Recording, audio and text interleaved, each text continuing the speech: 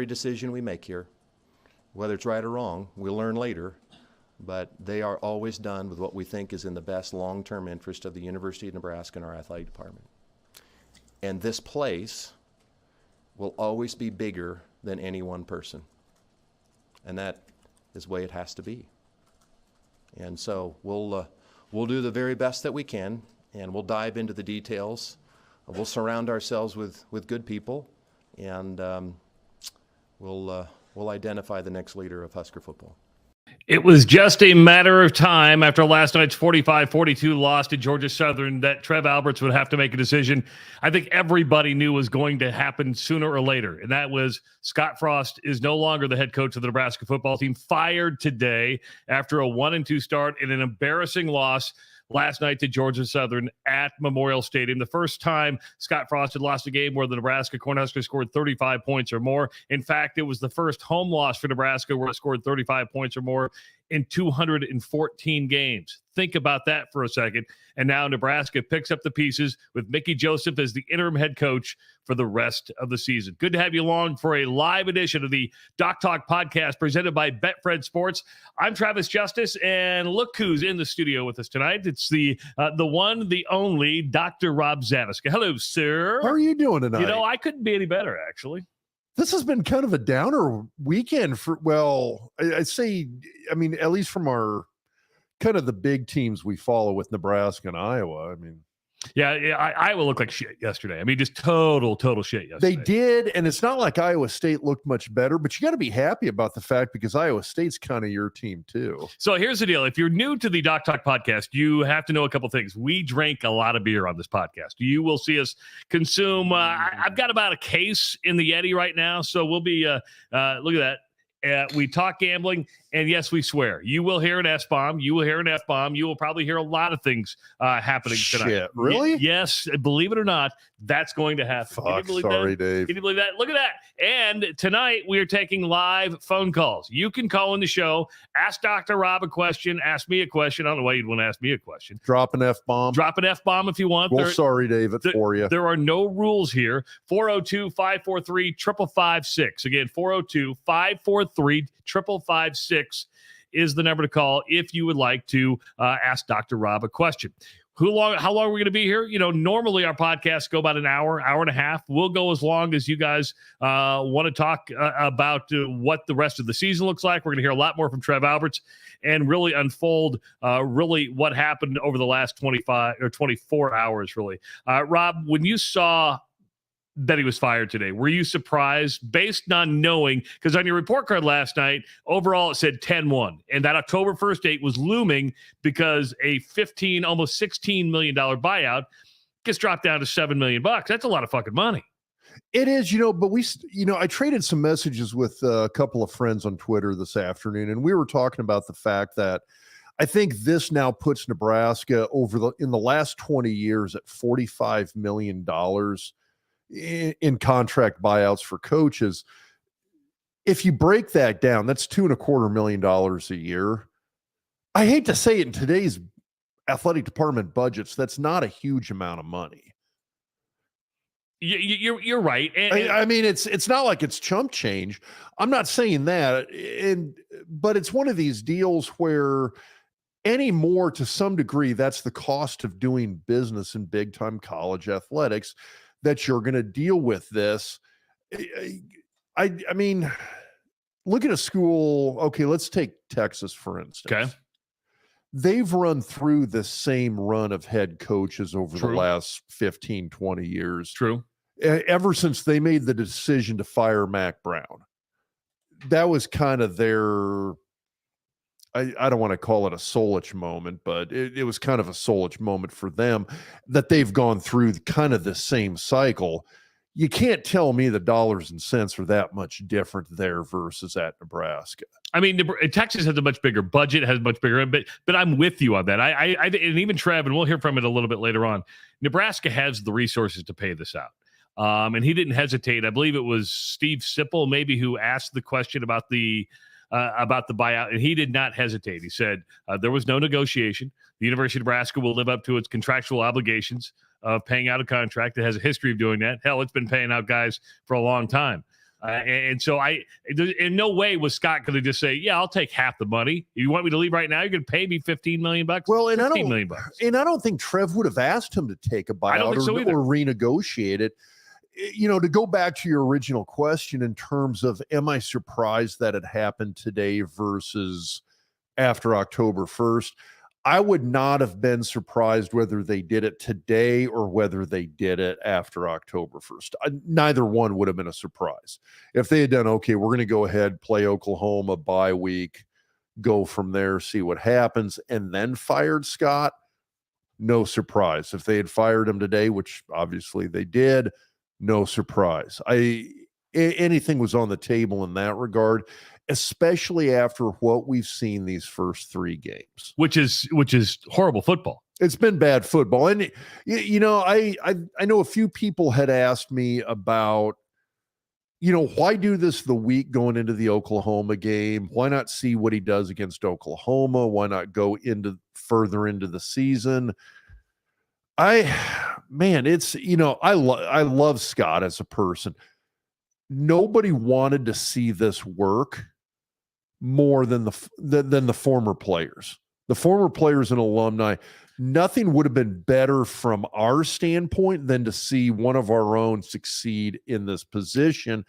But everything we've seen, it's not like there was, I was going to say reason for hope, but I'm not sure that's the best description. But in terms of seeing Nebraska turn a corner and make a change from last year to this year, or even from the first game this year with Northwestern, we haven't seen it. Northwestern was not a great, well-played, well-executed football game. I get it. You're traveling. You're in Ireland. Everything's a little out of whack. But at the same time, that's not a great Northwestern team. I think they've got a great coach. I think they've got some good foundational principles that Fitzgerald builds that program upon, but that's not a great team that we played over in Ireland. And quite frankly, they kind of took it to us.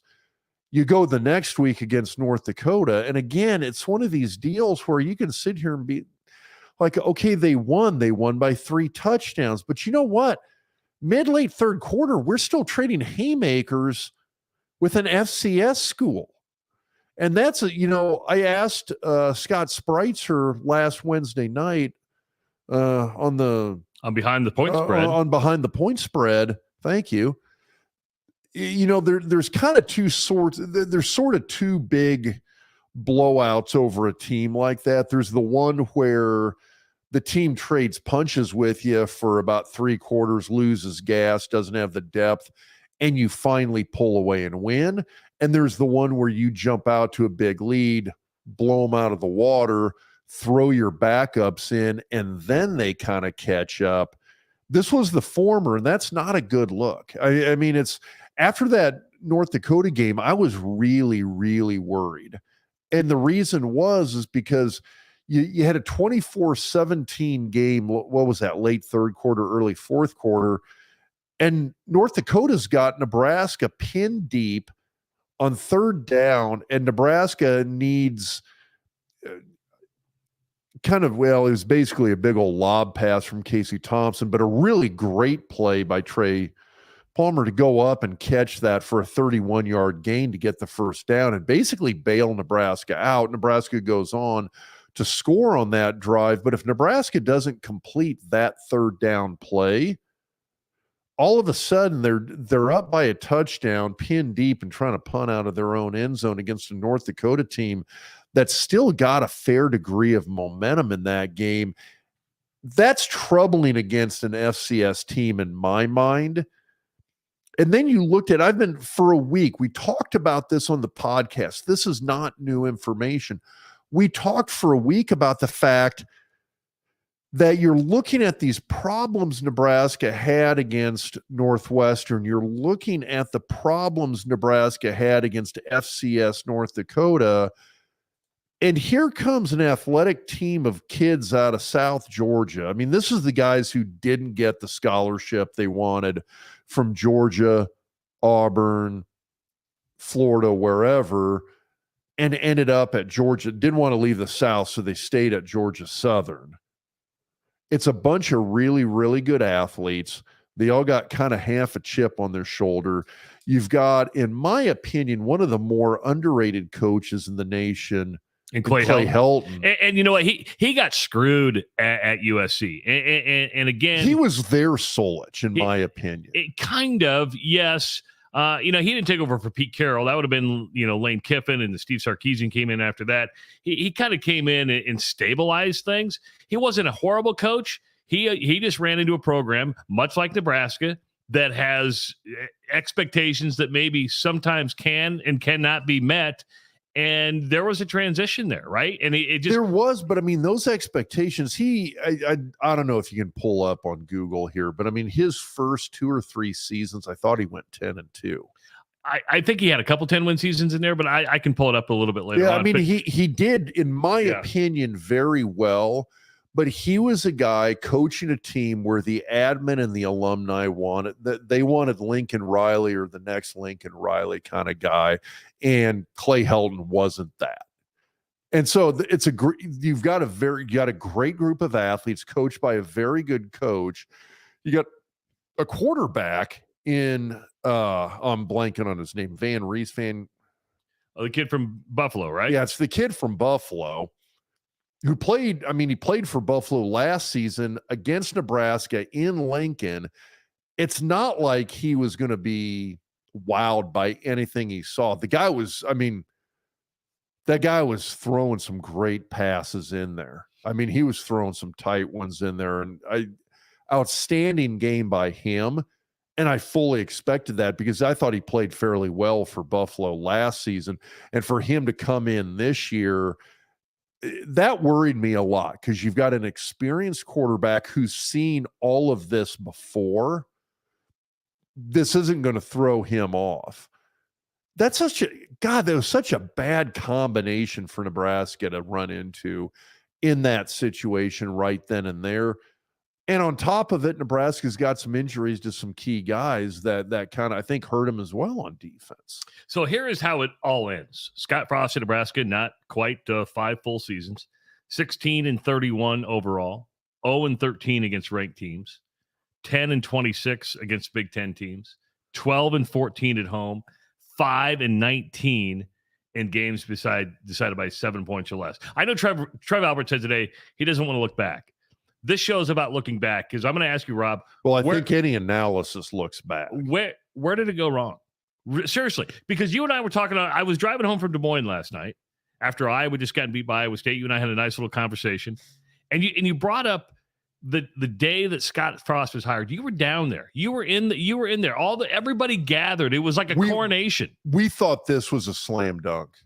Could not have been a better hire. What happened? Really, that's a good question. I think it's a lot of things. I think we were a little bit wowed by the 2017 season at Central Florida. And I think if you go back and kind of reanalyze that, there is a degree of where you look at what Central Florida had. That was a good team, a fast team, a very talented team that had a number of NFL guys on it. The cupboard was not bare there. They just kind of needed to reset things a little bit. You had a coaching staff with a number of UCF guys who had been there for several years. Frost comes in, kind of reorganizes stuff on the offensive side of the ball a bit, brings Chenander in. Frost has a system that worked really well in the AAC. It's a little bit more freewheeling. You can get away with what I consider a degree of undisciplined football. He also had, in my opinion, an amazing quarterback in Mackenzie Milton. The guy was a baller. The guy was a great, great athlete. And prior to his injury, I mean, he's one of those guys that 20 years from now, when you do like, hey, who's your top 10 list of guys who, if they had never gotten hurt, you wanted to see how things would have panned out for them? In my mind, Mackenzie Milton's on that list. He's a guy that if he had never gotten injured, I mean, I think he's an all-timer, at least at the college level, when it comes to dual threat quarterbacks. So Scott had some incredible. Can I throw a theory out there? Well, sure. Because I think Scott has really good players at Nebraska. Now, this is, I need to clarify, this is my opinion. There is no fact on this. It is my opinion of my observations. But I'm going to throw out there, you said he had great athletes in Mackenzie Milton. He also had a really good athletic director in Danny White. Bill Moose was a piece of shit. Yeah, but Bill Moose. How does that translate to on the field is my question. Let me tell you. Now, listen, hear me out. When you have an athletic director. We're going down a rabbit hole. We're going down a fucking rabbit hole is what we're going to do. And you're okay with that, right? You know me. I will dive right in, baby. When you have an athletic director and Bill Moose, who does not hold a head coach accountable for their actions and may have similar personal reactions and lifestyles, and you don't hold somebody accountable in that area, stuff starts to roll downhill really quick. So let me ask you a question. So, I mean, I think it's kind of obvious. You're taking this in terms of some of the off-field stuff. Yes, absolutely. Because people know it's who you're surrounded by. You have to be held accountable. Trev Alberts won the press conference today. Trev Alberts shows up to work every day in a suit. You may or may not like him, but he has a high expectation, and Trev's never going to do something that's going to damage the reputation of Trev Alberts or the University of Nebraska. Just not going to happen. I don't think Bill Moose felt that way, and I don't know if he held Scott Frost accountable to do the same thing. Again, that's my personal opinion. I don't disagree with you in the sense, and here's where I'm going to take this. I think if you're going to be a college football coach, a good college football coach, and this, this goes beyond college football. If you are going to be a great organizational leader,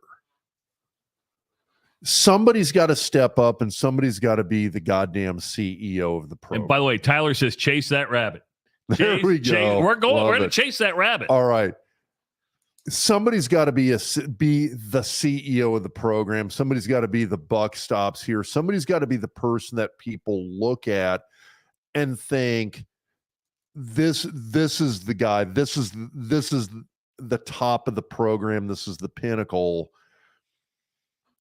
And it's got to be somebody that you look at, that players, and again, if it's not a football team, it's got to be something that people within the organization look up to. They don't have to like them, but they better goddamn respect them. Exactly. And that is a huge part of this. I mean, people had a fair degree of fear of Tom Osborne. You didn't want to piss the guy off. You didn't want to. Now, here's the other thing. You didn't want to disappoint Tom Osborne. One of the great lessons I ever learned was I was talking to a friend of mine, Quentin Newyer. Quentin's a Ulysses, Nebraska kid, Centennial High School, was an all-conference center for Kansas State. This is really, really late 80s, early 90s at Kansas State when Schneider first hit the door. Quentin went on to play for, I think it was the original Cleveland Browns, then got traded to Jacksonville when Jacksonville came into being. Very good longtime center in the NFL as well. I had a little bit of time with him in Jacksonville, and I had a chance to ask Quentin, what was it like to play for Bill Schneider? And Quentin told me, he goes, when you screwed up, you felt like you disappointed your father. Head coaches have to have that kind of level of respect.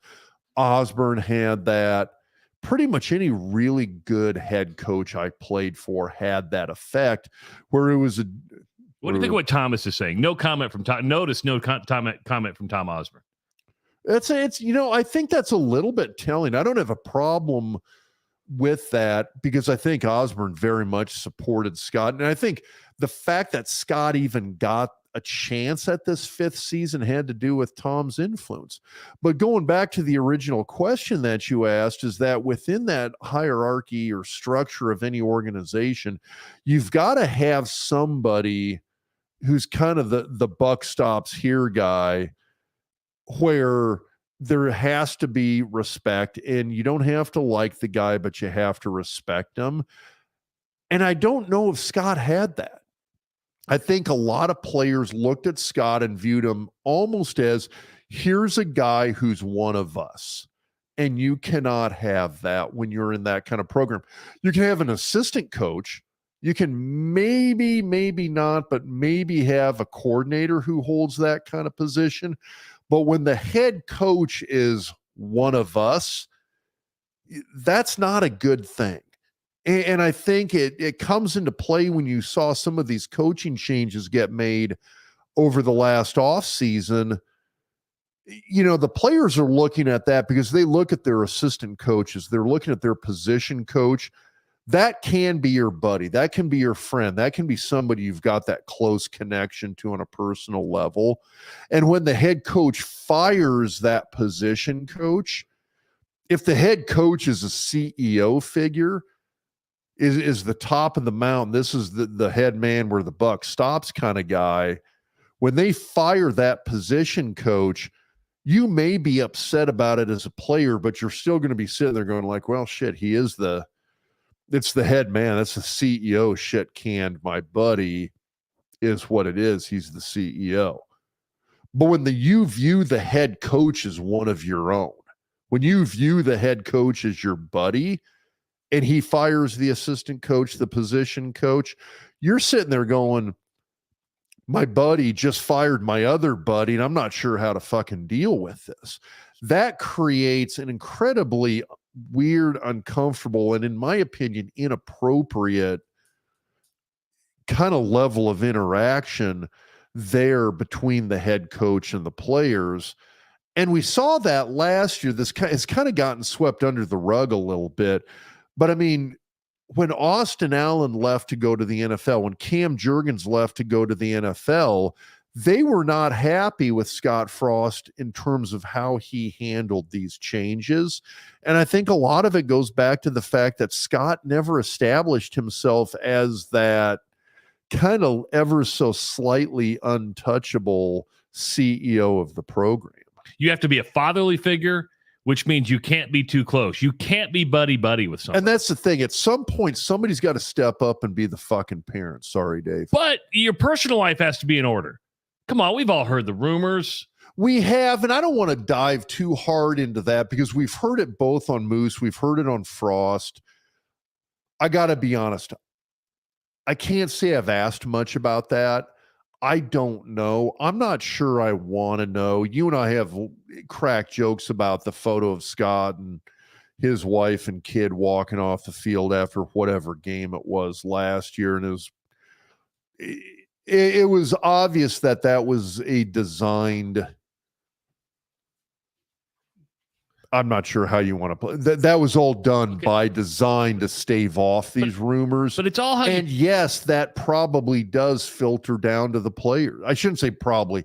It 100% filters down to the players. And in terms of them working for Scott, being motivated by Scott, looking up to him, probably, yeah, it does play into things. But at the end of the day, I mean, I'm not sure that's the reason for Scott's failures. Okay, let me give you an example. Okay, I was with what I think is a pretty good money man. Got invited to an NIL presentation. Okay, he showed up an hour and a half late. He showed up in a cutoff T-shirt with no sleeves, with a big old wad of chew in and spitting the whole time. Now, you may say, well, that's just who he is. Well, if you're trying to impress people to get you to give you money, and that's the way you were with donors, that you're trying to get to pay your players. How do you think you are with the players? Exactly. I don't think coaching was necessarily the problem. It was they never trusted him.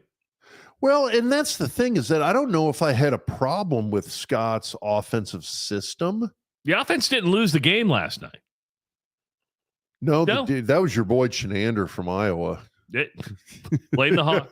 Although, hey, you told me, I remember 4.5 years ago when they hired Scott from Central Florida and he brought Chenander and Chenander's guys from Central Florida. I think one of the first things you told me was like, I don't know about this with Chenander because he kind of had this whole bend but don't break philosophy on defense. You were not sold on Chenander. I'm never in favor of going from the AAC, the Sun Belt, or wherever you're at, and bringing your entire assistant coaching staff. It makes zero sense to me. I get you have a level of trust, but guess what? Not everybody's qualified to go to the Big Ten. Not everybody's qualified to go to the SEC. It's just a fact. No, and I get that. And those are kind of the SEC and the Big Ten, I think, are to some degree, I was going to say outlier conferences, but honestly, I think if you look at good football anywhere, it's people follow sort of a good, sound, fundamental model in terms of how they do things. I think if you look at some of these other conferences like the AAC, the Sun Belt, et cetera, I think you can live with a little bit more of kind of this freewheeling style in terms of what your offense and defense are. I guess because somebody asked me on Twitter today, what is the difference between UCF Scott Frost and Lincoln, Nebraska, University of Nebraska Scott Frost? My reply was there's no difference. It's the same guy. The fact that he had success at UCF did not translate to Nebraska. And where I explain that is in the sense of, look at University of Houston. So look at like Charlie Strong, look at Tom Herman. Dana Holger's in there now. Yeah. And Major Applewhite was there, but Major Applewhite was a failure there at Houston. Yeah. But I mean, you look at some of these guys who had a ton of success at Houston, and then they come to, for some reason, they all go to University of Texas and they crash and burn. All right. So because I want to get to this, because I want to make sure that she can hear us. Christine, welcome to the Doc Talk podcast. You there? I am. How you doing? Hello. Hey, how are you doing? Good. How are you? Really good. It's great to hear you, Dr. Rob. Absolutely. It's good to be heard. So my husband and I are sitting on our patio listening to you. And my first question is, so $7.5 million is a lot in my pocket. So we wait 20 days, $7.5 million. Second is, do you feel that this is part of a strategic plan with Mickey Joseph? How many percentage of head coaches are Black right now in the NCAA? All right, so you've got a couple of pretty good questions here. So in the $7.5 million, it's not a small amount of money. I think in terms of moving forward, I think it becomes a little bit of a wash when you get into all these different little pools of money that are coming into the program right now. When you look at NIL dollars coming in, when you're looking at other booster donations coming in, anymore, it's not that much. I mean, I mentioned earlier in the podcast that the question got asked of me about, hey, we're now paying out upwards of $45 million over the last 20 years. It's $2.25 million a year over the last 20 years. In the big picture, that's not that much money when you were talking about major college football and the budgets that we're dealing with at this level. And if you want an example of this, so that's $45 million over 20 years. The next TV contract that Nebraska is going to be involved with the Big Ten is likely going to pay Nebraska somewhere between $90 and $110 million per year. So that $45 million over 20 years or $2.25 million a year, when you're looking at ballpark $100 million a year coming in solely from the TV contract. This isn't ticket sales, booster donations, NIL donations, etc. This is just TV money that you're getting. All of a sudden, that additional $7.5 million, that doesn't look like a very much money. I don't know the structure of the buyout with Scott's contract. Are they going to pay it out over X number of years, whatever? Who knows? The bottom line is that when you're looking at the overall budgets that we're dealing with in this day and age, it's not that much money. Now, you're right, Christine. To you and me, that's a shitload of cash, right? I definitely take $7.5. I could retire now if I had $7.5 million that you just gave me. And that's only half the buyout. The buyout's 15. But here's the danger, right? If you don't fire him now, you got a shitstorm against Oklahoma because it would probably fall apart. I think they have a much better chance to compete with the Sooners now. It was going to be a shitstorm if he stuck around. Then you have fan apathy that sets in and your sellout streak disappears. Recruiting starts to suffer. So in the long run, you could probably make the business case. And we'll get to Trev Alberts talking about the timing of it right now. It's really soft. Yeah. I found it very interesting. I found it very interesting in when he was asked the first question, I think, that he took from the press was regarding this. And he said, it was for the kids, for the players that, this week, again, viewership, Oklahoma, going to be a very big broadcast. But what would be the difference about waiting another 19 days? Really, in the grand scheme. So here's the thing, Christine. I think you hit the nail on the head. You mentioned Trev's comment about the kids. From a player standpoint, if you know your coach is a lame duck head coach, as a player, you're already moving on. This is one of these deals where you're sitting here and you know that your head coach is done. Your head coach is getting fired, that this is no longer the head of your program. And this is the guy that you're still having to answer to this guy. But he's going to get fired here in a couple of weeks, in 2-3 weeks down the road. Christine, thanks for the phone call. I appreciate it. Yeah, I totally get the question, but in terms of the dynamic that it has with the players, if I'm a player, I'm saying let's move on. Let's be done with this. Let's go on. Give me somebody who's going to be my point person, who's going to be the person that I can look to and take direction from going forward, and that's who I want. Really quick on her comment about with Mickey. You know what? I love Mickey. We'll see what happens with this. It's something I think we're going to touch on later in the podcast here. There's not a lot of African-American coaches. I'll say this. I don't think they brought Mickey in because Mickey's an African-American coach with the idea that they're going to hire him as the next head coach for Nebraska as an African-American head coach. They brought Mickey in because Mickey's a fucking great coach. Now, he would have to, and even Trev Alberts said today that if things go right and Mickey can be in the conversation, but right now, here is Trev talking about the process that will be the search for the next Nebraska coach. Obviously, we're going to do a national search. We're going to engage some third-party help, mostly for logistics and other things.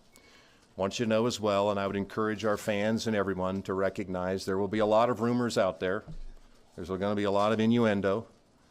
I want you to know that these sort of decisions and processes are not made in a silo.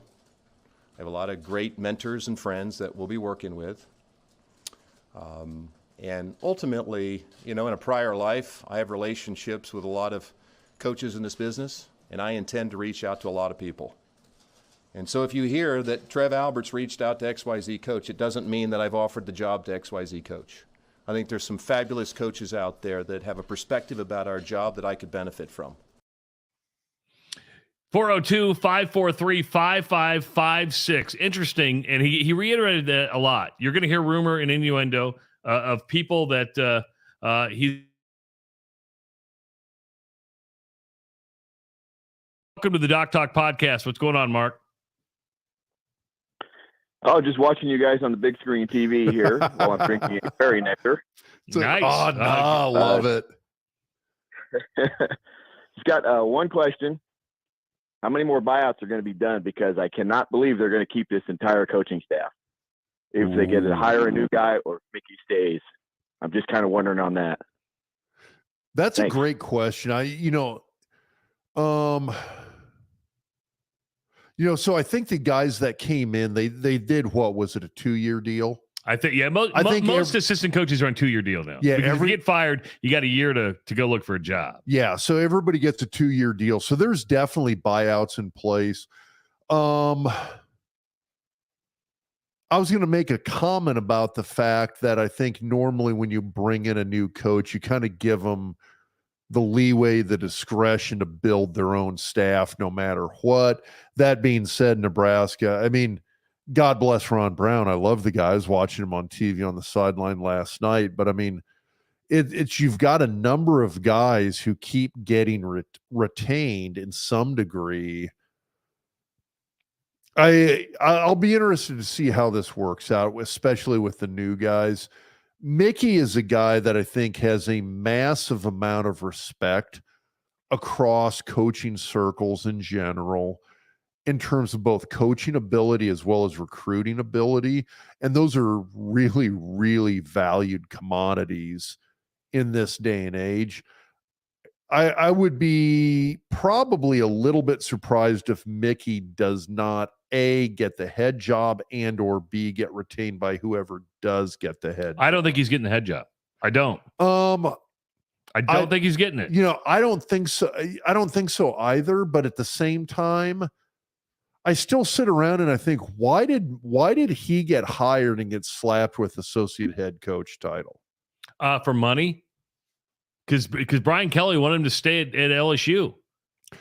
Then why not just say you're the wide receiver coach? Here's your fucking salary, and it's the same salary. Because listen, I stumped you right there. No, you didn't. Because you could say you're the bullshit. Dude, let me tell you why. You're the wide receiver coach, and you're the recruiting. Let me tell you why. Let me tell you why. Why associate head coach? Because so many fucking people are caught up with a corporate title today. People need to have a fucking thing on their stupid business card. I see it every single day in the corporate world. You're a doctor. That's all you fucking need, man. You are a fucking doctor. That's it. Guess what? Do you know Mickey Joseph? I'm telling you. Titles mean something. Do you know Mickey Joseph? Personally, no. I do. Okay. I know him personally. You don't think he needs a title? I don't think he has a rat's fucking ass. I'm telling you, Dave. Man. I think people want titles. I really do. I think people do. I don't think Ricky. Oh my God. I don't think Mickey gives a rat's ass. That's fine. But sometimes you need to have titles to justify a salary. I'm not kidding. I'm just saying, why not give in college football coach? Dude, you got strength coaches making $600,000 a year. Like as recently as I'll say 10 to 12 years ago, some of the best college strength coaches I know left college strength coaching and are now orthopedic equipment reps because the money is better as a salesman. Now guys are making over $500,000 a year as a college strength coach. You don't need the title. Just say you're the wide receiver coach. Here's your $700,000 done. And oh, by the way, you've got this reputation as an awesome recruiter that goes in with it. Do you think that's $200,000 of your $700,000 salary?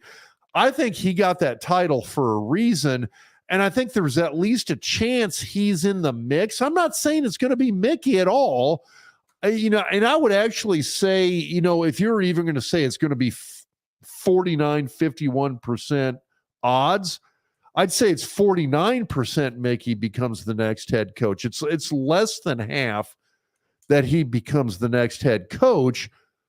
I'm just saying I think he got that title for a reason, and I do think there is a chance. Any more questions, Mark? Sorry, Mark started a fight. Really.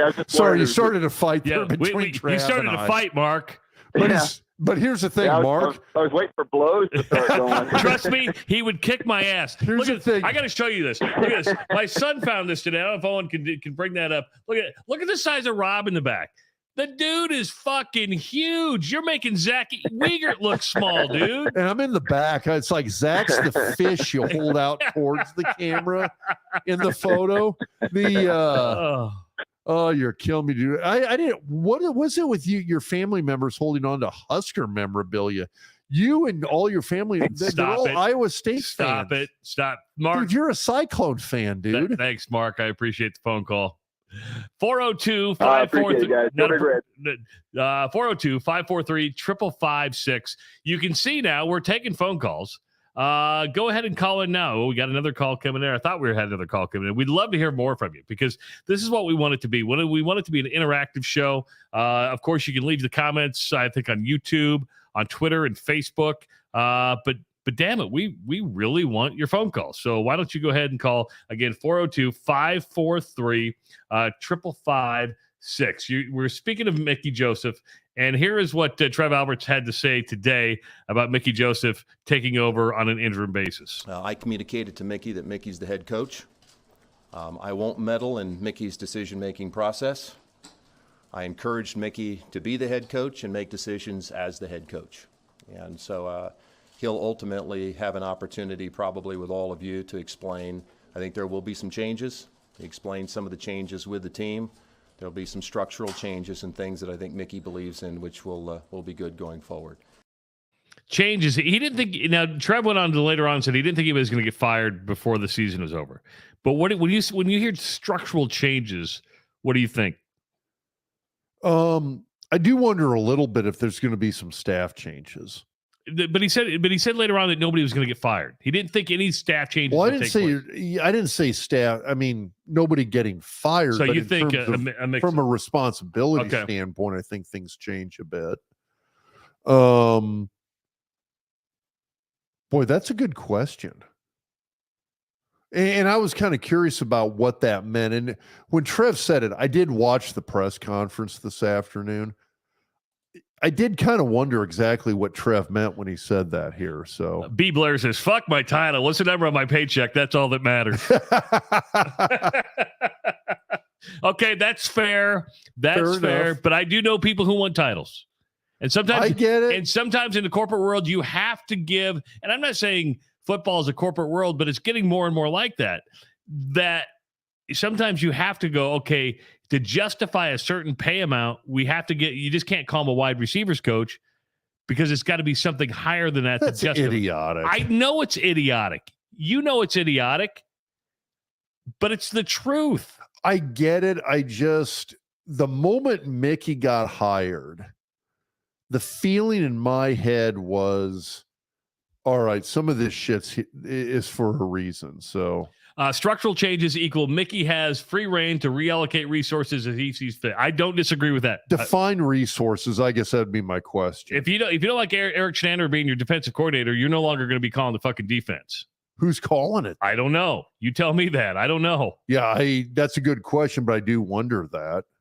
Which here's the thing that's kind of interesting for me. I'm just going to throw this out there. 2021. All of a sudden, we looked at Chenander and everybody's like, oh my God, this guy actually does know defense. Look at this. I know. These guys are playing great. The defense is not what's letting us down. In terms of four years and 3 games of a 5th season, that 2021 season is still the one-off defensively. Rob, we've got calls lined up. Like the call screener is, dude, first of all, we should take another call. Dude. I need to thank a couple of people. First of all, my son Owen, who's directing tonight's broadcast. He's become he's kind of running this whole visionary thing of the studio, and he's directing. And then Lizzie Roberts, who's our call screener tonight, she's answering all the phone calls. So I want to thank everybody. This doesn't happen without a group of people. So we'll buy them a beer. And Rob's bartending tonight, just to let you know. Let's go to Bill. Bill, welcome to the Doc Talk podcast. What's going on, Bill? Hey, good evening, guys. How you doing? Good. Good. Well, everybody's talking about, obviously, the stuff that we've seen with Mickey Joseph and obviously the coaching staff and Scott Frost. I have kind of questions behind the scenes. One person everybody seems to have forgotten in this whole thing is Matt Davison. Where does he kind of fit in this? He's the guy that was ultimately trying to recruit Frost. I mean, everybody wanted to recruit Frost. Let's not rewrite history here. I know you got some know-it-alls who have really come out and said, "Oh, I never wanted Scott Frost to come." And let's be real, everybody 95 to 98% wanted him, including myself. I was wrong. I'll put the thumb there. Listen, hey, Bill. But where does Matt Davidson fall into this? Bill, it was a home run hire. Everybody in the. Oh, absolutely. It was a home run hire. So was Fred Hoiberg. I mean. Yeah, at the time, I felt 100% that was going to be a great hire. I mean, although, I mean, we can go back well before then. When Steve Peterson got hired, at the time of his hiring, I thought that was a home run hire. So, I mean, he's a piece of shit. Sorry. Well, yeah, I mean, I'm not denying that either. I'm just saying at the day you're hired, it's very easy to look at that, especially with hindsight, and say, God, we thought this was going to be great. No, you're right. But I mean, I was there for the hiring press conference. You were. You never saw a higher mood in that stadium, in those offices, the day Scott got hired. I mean, it was one of those like, oh my God, thank God we finally fixed this shit. We're going back to the Osborne era. I mean, he's going to come in, he's going to win maybe, I don't know, 8 or 9 games his first year. And then it's going to be Big Ten titles after that, as far as the eye can see. It's going to be great. And it didn't happen. Didn't happen. It didn't even come close. And that's why it's a crapshoot. It's a gamble. You don't know whoever Trev Alberts hires. You don't know, and that's you have the thing. No clue. Yeah, I 100% agree. The thing I keep going back to is that I'm going back to the whole University of Houston, University of Texas thing. That going from success at one of these more, I guess, call it freewheeling systems where you can kind of throw a bunch of shit out there and hope it works. And now, Bill, I do want to bring something up because you brought up a very good point. You still there, Bill? Yeah, I'm still here. Okay, so you brought up Matt Davidson. We're ignoring your question. I'm not going to ignore it. Truth is, that's a great question, and it's one of those touchy. Because Matt Davidson went from being a broadcaster to basically an associate AD with Frost's time. There's no way he's going to keep that job. And let's be honest, those two are as thick as thieves. They've been buddies for a long time. Jared Lamprecht, who's helped us out. He's brought 2 really good football players onto this podcast. We can't thank him enough for doing that. Jared Lamprecht was forced out by Trev Alberts. Okay? Scott Frost is gone. Bill Moose is gone. Conventional wisdom would tell you is the door is going to hit Matt Davidson on the ass on the way out. I would be very, very surprised if Matt retains his position. Does that answer your question, Bill? It does answer my question. I mean, basically what I'm getting at, fellas, is I want a complete, nothing's working, and I want a complete sweep. You want I want a complete cleaning out of the football department. I want it gutted, and I want to remodel. That's basically what I'm getting at. Good stuff. Thanks, Bill. Appreciate the call, man. Thanks, guys. Take care. Not a problem. Who's up next? Justin is up next. Justin, welcome to the Doc Talk podcast. What's up, Justin? Let me try this again. Thanks, guys. Down here in Kansas City. Hey, what's going on? Hey, can you hear me? Yep, gotcha. Okay, cool. Thank you for taking my call. Love your guys' show. Down here in Kansas City, grew up in Fremont. But my question is, do we go for the home run coach and okay assistants, or do we go for an up and coming coach and go for awesome assistants? Well, it's interesting you brought that up, and I don't know if you're watching and talking to us at the same time, but I'm going to bring this up right now. So who's next? This is Doc's top 6. Okay, we have no proof, but Doc threw these out there. Lance Leipold from Kansas. There's a connection there. Lance was a kind of a special assistant under Bill Callahan, former UNO offensive coordinator, running backs coach. Tremendous success at Wisconsin Whitewater. Really good success at Buffalo. And Kansas is off to a 2-0 start now. Won at West Virginia last night. Good offense, right? Knocked off Texas last year. Matt Campbell at Iowa State. You can't argue what Matt Campbell has done as far as building a program. Mark Stoops at Kentucky.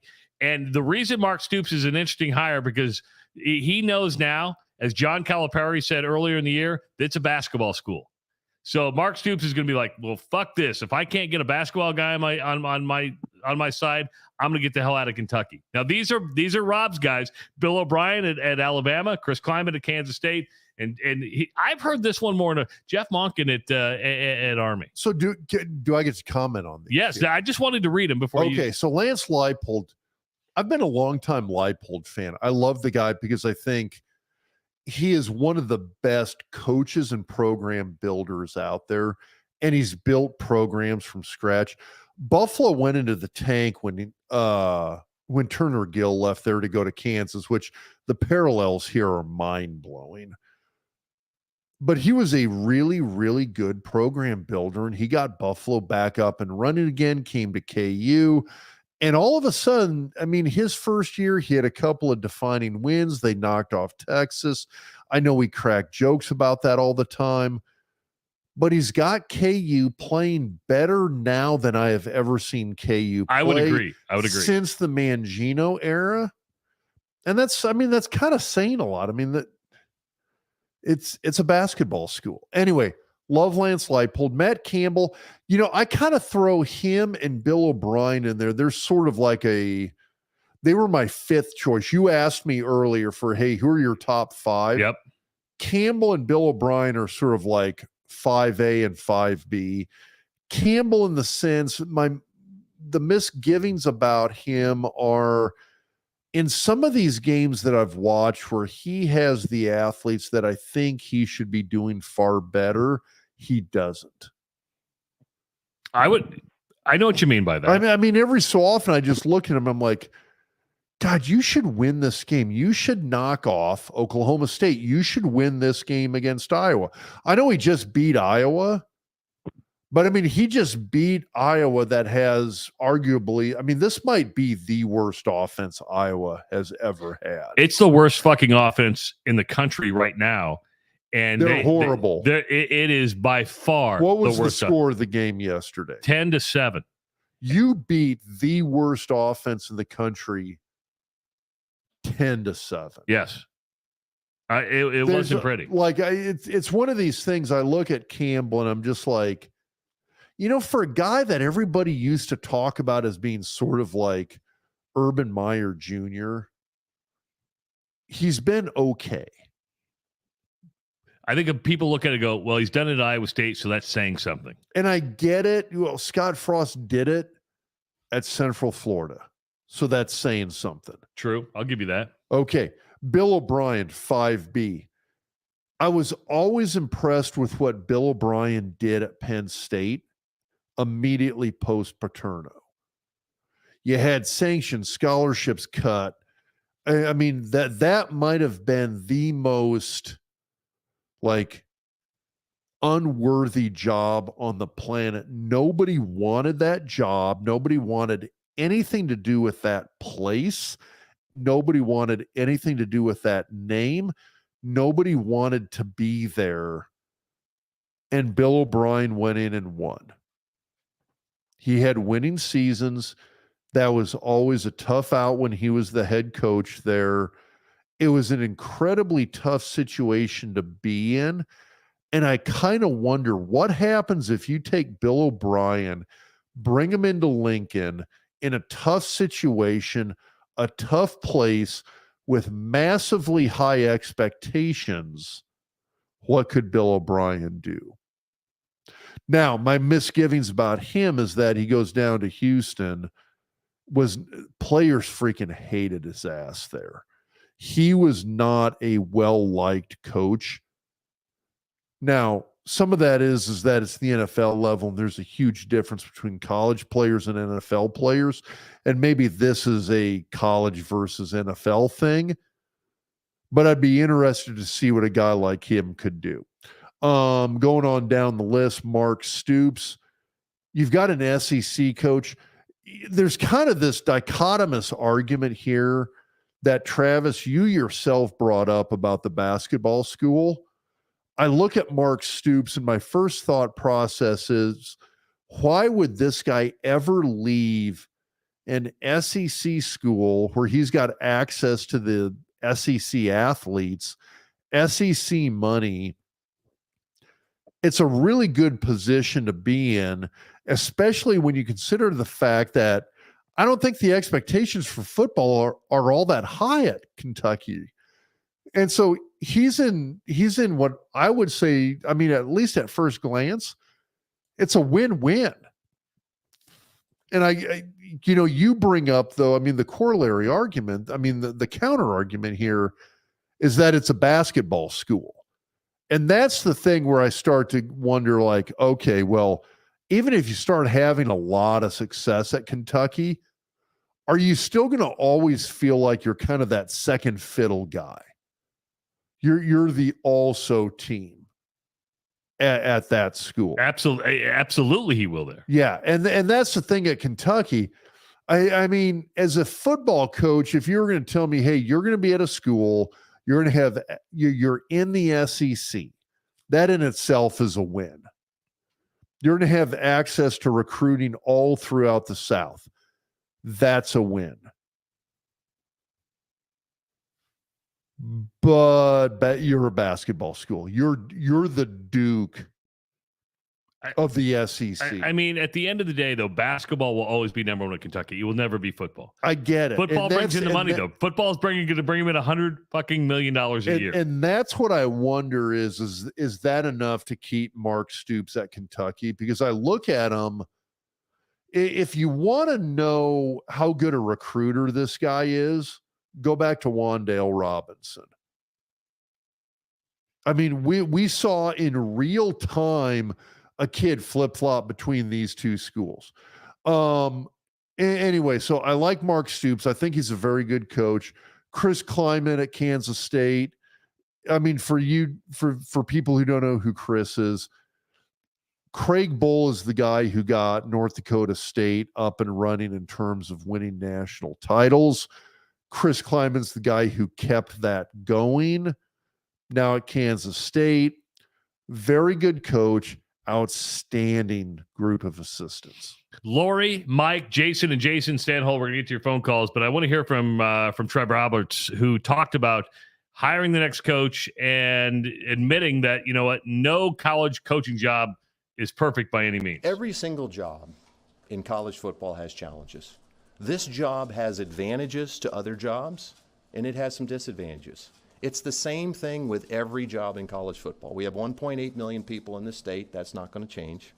But we got some built-in advantages here. So we need to play to our strengths and build on those, right? And so the right kind of coach, I think, sees this as an opportunity to rebuild and build something special here. Lori, where are you calling from? Hi, it's Lori from Grand Island. Hi, How Lori. Are you? Great, Lori. Or Lori, question for you. Thanks. Are you a GI Pardon? Northwest person or a GI Senior High person? Grand Island Central Catholic. Oh, see? We're going third option there. That's John Perella Okay, High right there. By the way, Rob just opened a Fuck COVID beer, just to let you know, I Lori. did from what brewery was that? My buddy John Rice, Ale Asylum, which my buddy John, med school classmate, let us know, not even in business anymore. Well, I'm drinking a Hazy Rabbit India Pale Ale from Lakefront Brewery Company. Both these beers from Steve Swanstrom, the CEO and president of Central Federal Credit Union. Sorry, Lori. What's your question? All right, Lori from John Perella High. Okay, so just a quick comment for you guys to discuss tonight. My concern is moving forward. Yes, I was a Scott Frost fan. Probably will continue to follow him wherever he lands. But we need to keep our Nebraska high school recruits on the team.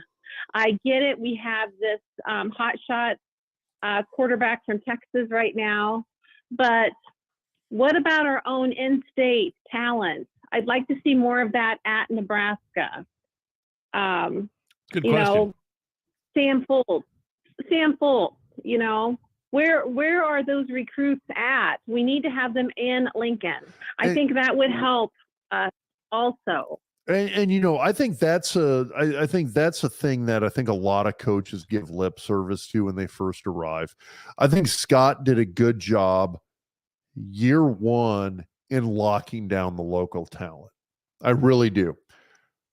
After that, I think it slipped a little bit, and I think he kind of started going back out nationally where it was he was looking for those 4-star, 5-star guys outside of Nebraska.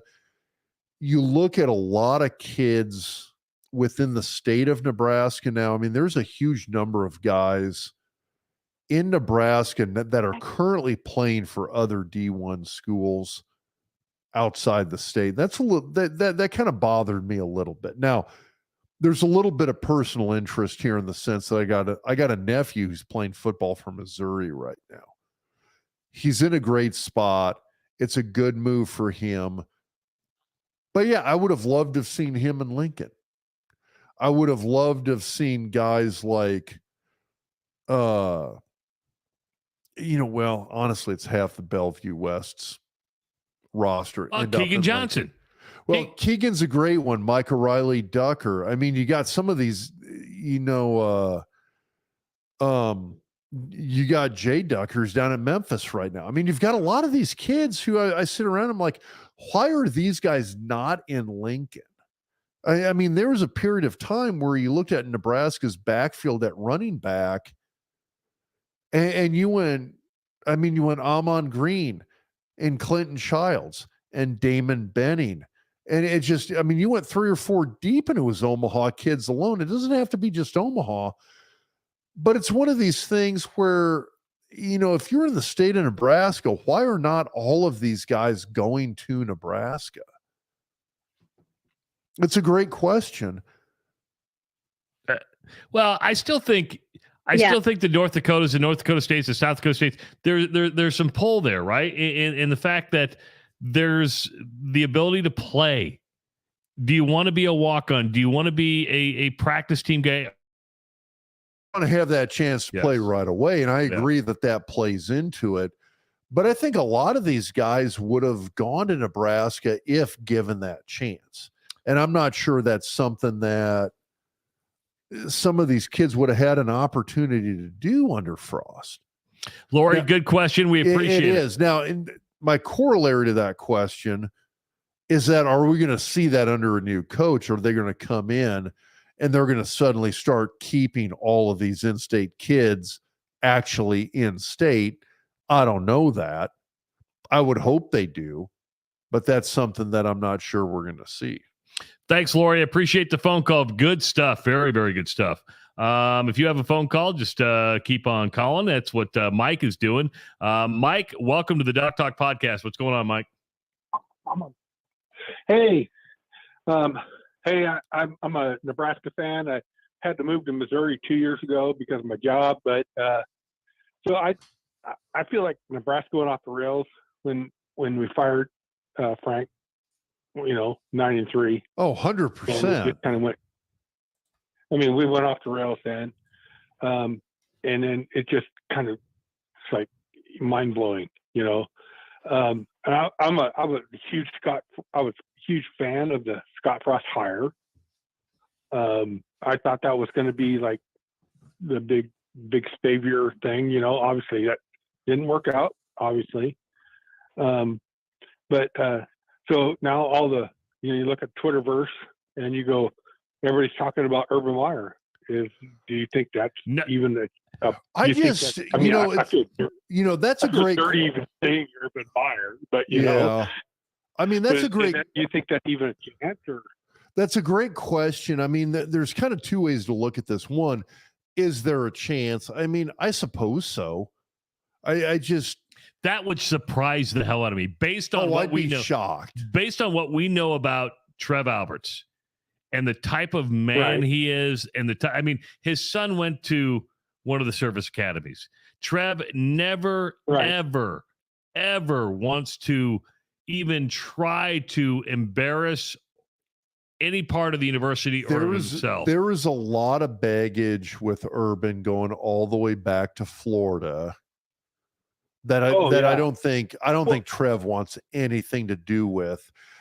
you look at his record, if there's a certain number of coaches, and there's not a lot of them, and it's guys that I think you could probably take them and put them anywhere and give them a little bit of time. And when I say little bit, 1 to 3 years, and they're going to have you winning a shit ton of football games. And that's Right. Urban So Meyer. here's That's my- Nick Saban. It's guys like that. I totally think Urban's in that group. It's just when you look at the Florida baggage, if you go back and look at Ohio State, I think some of that gets swept under the rug quite a bit. Oh, yeah. There was a ton of baggage there. Here's the Urban timeline. The Urban timeline is Urban comes in, he brings in his staff, whatever the staff he is, and then it gets dirty. It's all dirty, it's all shady and everything. But he brings in a staff, then all of a sudden there's some health reason or family reason. He jettisons out right before the investigation starts. But then he leaves the program way better than what it was when he got there. He'll win. I don't disagree with that. And I'll get it. And I'm not gonna, Florida was not maybe better or hasn't been better necessarily since he left. They've done pretty well. I mean, Ron Zook was an okay coach after Urban. They've done okay since Zook. You look at Ohio State. I think Ohio State is sort of this outlier in the sense that I don't know what happened there, but somebody sold their soul for the Buckeyes, because you go from Tressel, who was an amazing coach, to Urban Meyer today. I mean, you had Fickle for what, 1 year in there? Yeah, the interim year, yeah. Yeah, the interim year. It's kind of hard to claim him, but you've got 3 coaches there from Tressel to Urban today, and all 3 of those guys are just absolutely amazing football coaches. But Urban had a lot of baggage there at Ohio State. He had a lot of baggage at Florida. I don't know if Trev Watch wants the to Aaron touch Hernandez fucking documentary. Oh my God, it's a train wreck. Okay, Oh, yeah. That's Oh, all you have to do. Actually, Watch. you know what? Forget the college stuff. Go look at the goddamn videos of Urban with the chick lap dancing on his lap at the bar when he's the head coach at Jacksonville. I mean, what an absolutely unmitigated disaster. You're right. But you know what? I've had a lap dance at a strip bar. I'm not going to say anything. It wasn't a strip bar. That's the problem. And it was some other gal, and he's married, and it wasn't his wife. I get it. I'm just saying the Aaron Hernandez stuff is much worse than a girl, rubbing her ass in his crotch. Some girl fangirling on him. Watch the Aaron Hernandez documentary. And you go, I've watched it. It's that guy's a piece wreck. of shit. Aaron or Urban? Urban. Both. Yeah, they kind of both are. There's a whole lot of baggage with Urban. Yeah, it is. I worry about that, but it's one of those things. I don't think he's remotely in the discussion, and I would be shocked if Trev's looking at him. Hey, Mike, thanks for the phone call. I appreciate it. You don't think the big money guys? No, go ahead. Think the big money boosters are pushing that? I don't think so, because I think the big money guys are 100% aware of that baggage. They don't want that shit here either. They don't want to pay for that. You don't think the big money guys don't want to win? They want to win, but after what we went through all these years, here's the thing: the big money guys don't want to get back. They want to pay for wins. They don't want to pay to cover up that baggage. And here's the thing, guys that Urban's got a track record, okay? Both in wins as also in the baggage. Everywhere he's been, there's been that baggage. He had it at University of Florida. He had it at Ohio State. He had that baggage in Jacksonville. The guy generates baggage wherever he's at. It doesn't matter. If they bring him here, they're going to be paying for wins, and they're going to be paying to cover up the behind the scenes shit. And honestly, they don't want that. I mean, dude, Urban just honestly, he needs to go back to Fox Sports and do his broadcast thing, because honestly, he was as good at that as he was at coaching, and he'll make damn near as much money doing that as he did at coaching. Hey, Mike, thanks for the phone call. Very much appreciated. Thanks for watching. Hey, quick side note.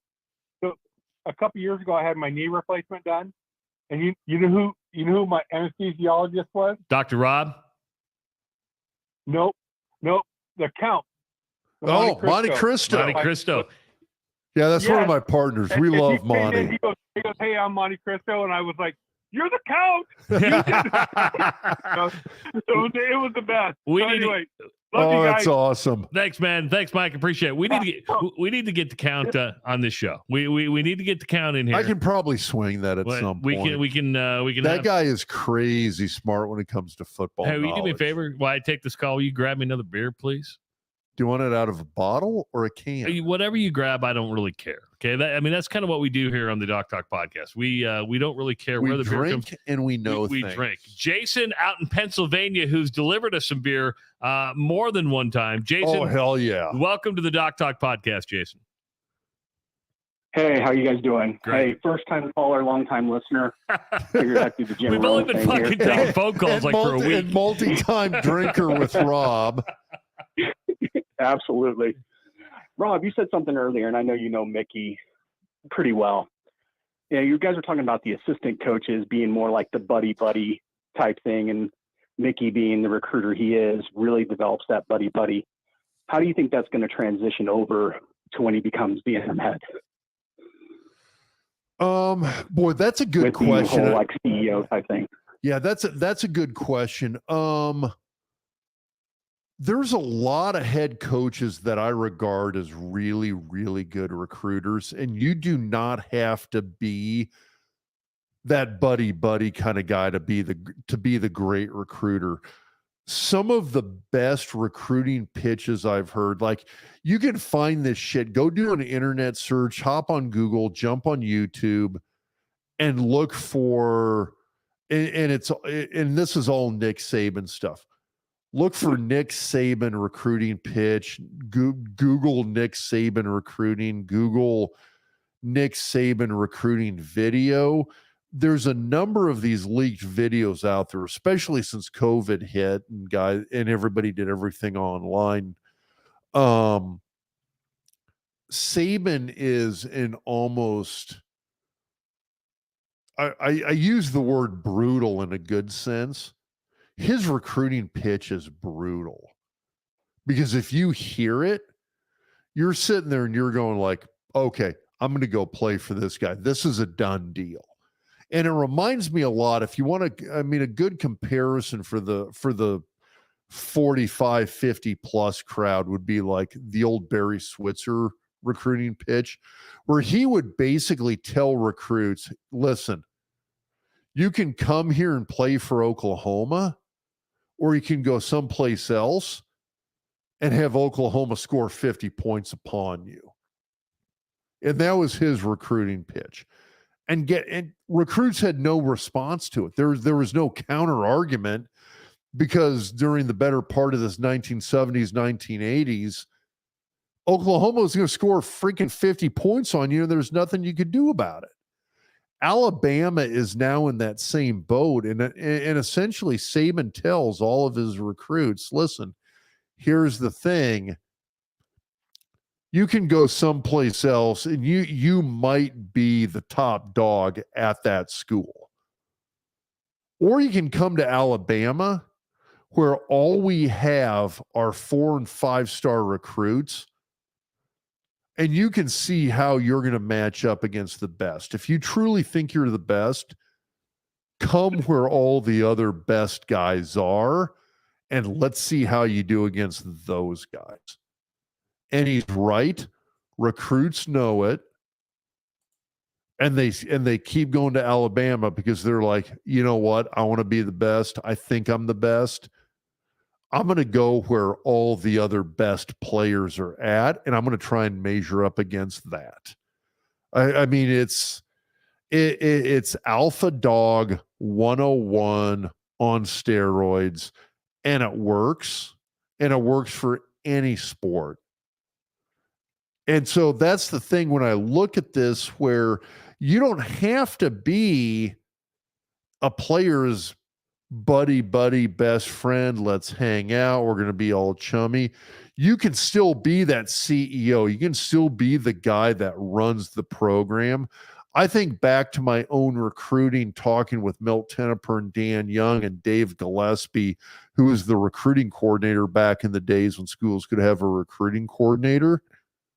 The thing that hit home for me were the conversations when you would actually talk to Tom Osborne, and Tom would tell you, listen, we got a spot for you. We think you'd fit in great here. We're going to do everything we can to help you. But the bottom line is you need to come here. You're going to be going against the best. You're going to be competing against the best guys in the country.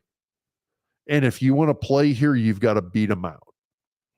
Brian, welcome to the Doc Talk podcast. What's going on, Brian? Hey guys, good show tonight. Thank you. I got a question posed for Rob. Being a former lineman on the pipeline here. One thing, since Nebraska's transition and join the Big Ten, that I felt like they've never solved, and obviously feel free to disagree, is with the consistent line play, whether it be offense and or defense. And I'll just focus on the defensive part of the side here. We've always seemed on the smallish side, with the exception of maybe one or two seasons since we've joined the Big Ten. And ultimately, a lot of the seasons, particularly as it goes along in league play, we get pushed around. And I think as we go forward with a new coach, he's got to be able to solve that. And I'm guessing Trev's got to ask that question is, hey, what is your vision and plan to win in the Big Ten? And if they don't get the line issues solved, we're going to be just treading water as we go forward. But I'd like to get Rob's take on that issue. Damn, stuff, that's a good question. It is good stuff. It really is. So I think, you hit the nail on the head there, because I think Bo Pelini really had a system that he had really geared things towards success in the Big 12. And different conferences do have different styles. It's not like Baylor, Oklahoma State, Oklahoma, Texas, at least as of now. That's a completely different style than what you see in the SEC or the Big Ten. It's kind of freewheeling. It's a lot closer to what you see in the Sun Belt. Travis, what conference is Houston in? Well, they're in Conference USA, but soon to be in the Big 12. Okay. Again, everybody's moving to the Big 12, but Conference USA, AAC, Sun Belt, it's a little bit more indisciplined. It's a little bit more freewheeling. But that kind of stuff worked in the Big 12. It really did. I mean, if you move to the Big 10, if you move to the SEC, there's a little bit of a change there. And I do think there's a change in terms of line play, especially. And there was something as you go through these coaches, you look at Mike Riley. I think Mike Riley was, I'm going to do what I did in the Pac-12, and this is going to work. What I did at Oregon State is going to work at Nebraska. And it was kind of these smaller recruits, these quick guys. I mean, we're talking guys, he wanted speed guys at offensive guard, and it just wasn't going to work. And I think with Scott, he maybe, if Scott did anything wrong, I almost kind of wonder if he overshot a little bit. He was trying to find small basketball centers and turn them into offensive tackles, quite frankly. But you've got to have guys who can match up in terms of the systems that you're going to be seeing across the conference. And when you look at the Big Ten and you look at the SEC, you're looking at two conferences that are built upon a very sound fundamental football and are built upon run games and power football. And if that's not who you're recruiting for, you're going to have some trouble with that. So yeah, I do agree with you. I think Scott came in, and I mean, you remember his quote about the whole, like, we hope the Big Ten has to adjust to our system. Yes. Yeah, that wasn't going to happen. No. Not at all. Because the Big Ten adjusted just fine. It's done just fine. And it has for decades, by the way. Exactly. 3 yards in a cloud of dust is what it has been for decades, and it's what's going to be for decades. And the SEC is the same way. I mean, everybody thinks of it as different. The SEC is the Big Ten with maybe one more star after most of their recruits. 402-543-5556. Again, that's 402-543-5556. Let's go to Greg down in Oklahoma. Greg, welcome to the Doc Talk podcast. What's going on, man? Good evening, Iowa fan. How are you? You know what? I'm doing Cyclone fine. Fan. I'm not a Cyclone fan. I'm an Iowa fan, and I, it was a bad day yesterday because it could be worse. And I'm going to be honest with you, in all sincerity, Greg. The funny thing is, I host the Iowa Hawkeye call-in show on a radio station in Des Moines. And never before. Now, I was coming off a Big Ten West Division championship, played in the Big Ten title game last year. I've never seen in my tenure, and I've been doing that show 9 years now, more people call for a head coach to be fired at Iowa than it was yesterday. Never seen it. It was unbelievable because fans are idiots. because of stubbornnness of not wanting to adapt and the nepotism that takes place with your son being the offensive coordinator. I'll give you that. They do need a new coordinator. It's just, I mean, it never worked with Ken O'Keefe. It never worked with Greg Davis, who used to be at Texas. People remember him. He was Vince Young's offensive coordinator. And people are realizing, well, really, Kirk Ferentz runs the offense because nothing's changed. And people are now like, well, you have the worst offense in the country. And Rob, you're right. The worst Iowa offense I've ever seen, ever in the history of Iowa football. It's bad. It's really bad. Dr. Rob, you told us to wait and give Scott 3 years or give him 4 years. When did you know it wasn't working? Good question. Ooh, that's a good question. I got to be honest with you. That's a tough question because I think year one and year two. So year one for Scott was what, 2018 in Lincoln? Yeah. So first year was 2018. I think everybody kind of gave him that year. Year two was a little disappointing because in 2019, you had these guys back. The question, the problem was in year two, you lost Divine Azigbo, you lost Stanley, you had a deep threat at wide receiver who's now gone. You had a true every down running back who's now gone. I thought there was some recruiting catch up they needed to do year two, year three that didn't happen. Year four, so I'm probably going to say last year and year four was where I started to really wonder, is this ever going to work? And I started to wonder in the sense that, I mean, so the thing I go back to is you've got like guys like Mo Washington, you got Wandale Robinson, you got J.D. Spielman. I'm here going like leaving the program. Yeah, it's like, I mean, it's just, we need a true running back. We need another Divine Azigbo. Nobody's recruiting that guy. We've got an entire offense of slot guys. Like everybody on the goddamn roster is a fucking slot guy. Even the quarterbacks. I mean, look, McCaffrey. McCaffrey's a slot wide receiver, but he's playing quarterback.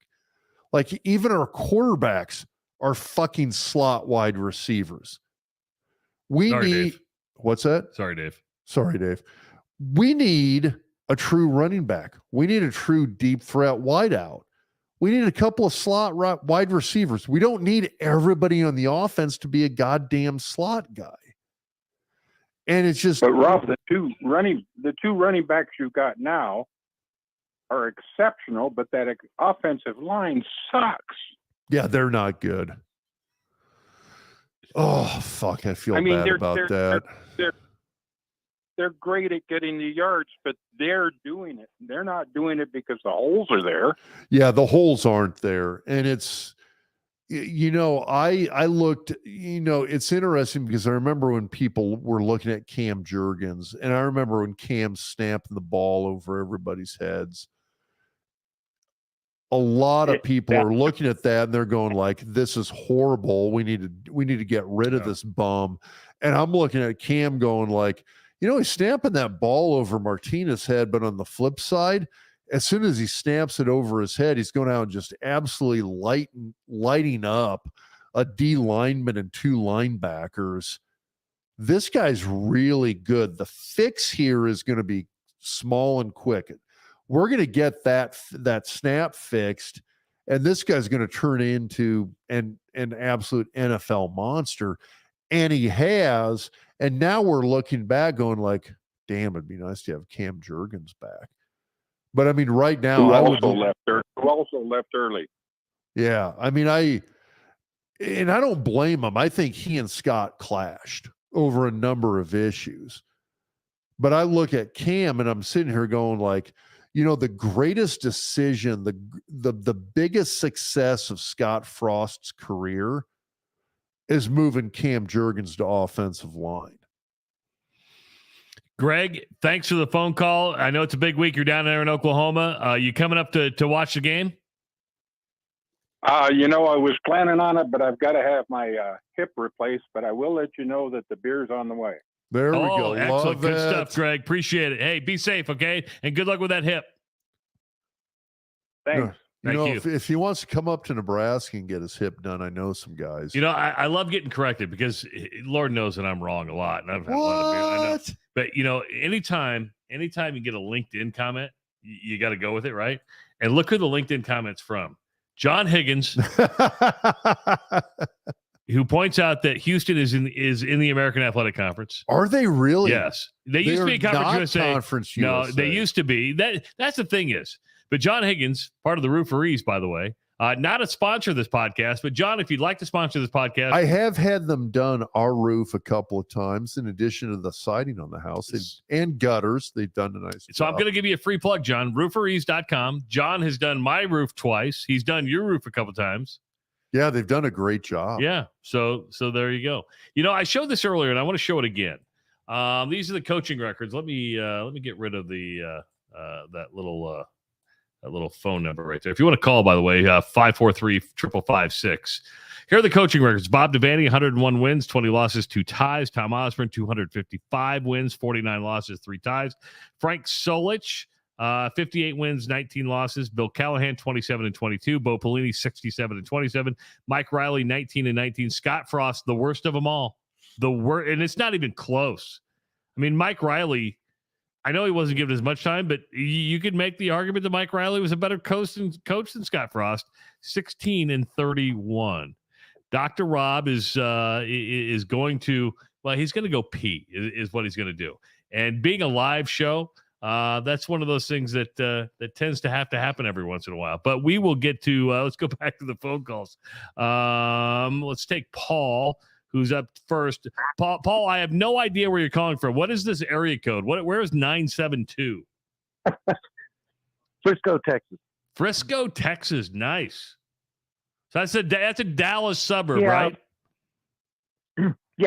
Yeah, we're not too far from Dallas. Sitting here watching the Dallas game now. So, how are they doing? Are they winning? Tied 3-3. Okay, cool. All right, what's your question? Dr. Rob's taking a piss right now, but I'll try the best to answer your question. My question is, how do we have a coach that cannot make adjustments in any form or fashion on the defense? The worst hire that we had wasn't just Scott Frost. It was our defensive coordinator. Bend don't break doesn't work in the Big Ten. And in our first 3 games, I think we've given up more yardage than we did in like 8 games last year. How are we not making adjustments against the run? I just don't understand how a team that throws the ball 90 times runs for 200 and some yards on us. and I'll sit back and listen. You know, it is an astonishing number, and it is hard to figure out. And thanks for the question. And Dr. Rob will be back in here shortly. And Dr. Rob, the question was this, and I think it's a good one. And that is, how does a team fail to make adjustments on defense, which Chenander really failed to do so against Georgia Southern, and a team that, you know, throws the ball over the place, but yet they run the ball for 8 yards a carry and 233 yards a game? How does he not make adjustments? Well, he is an Iowa guy. Stop it with the Iowa shit. All right, and be serious on me now.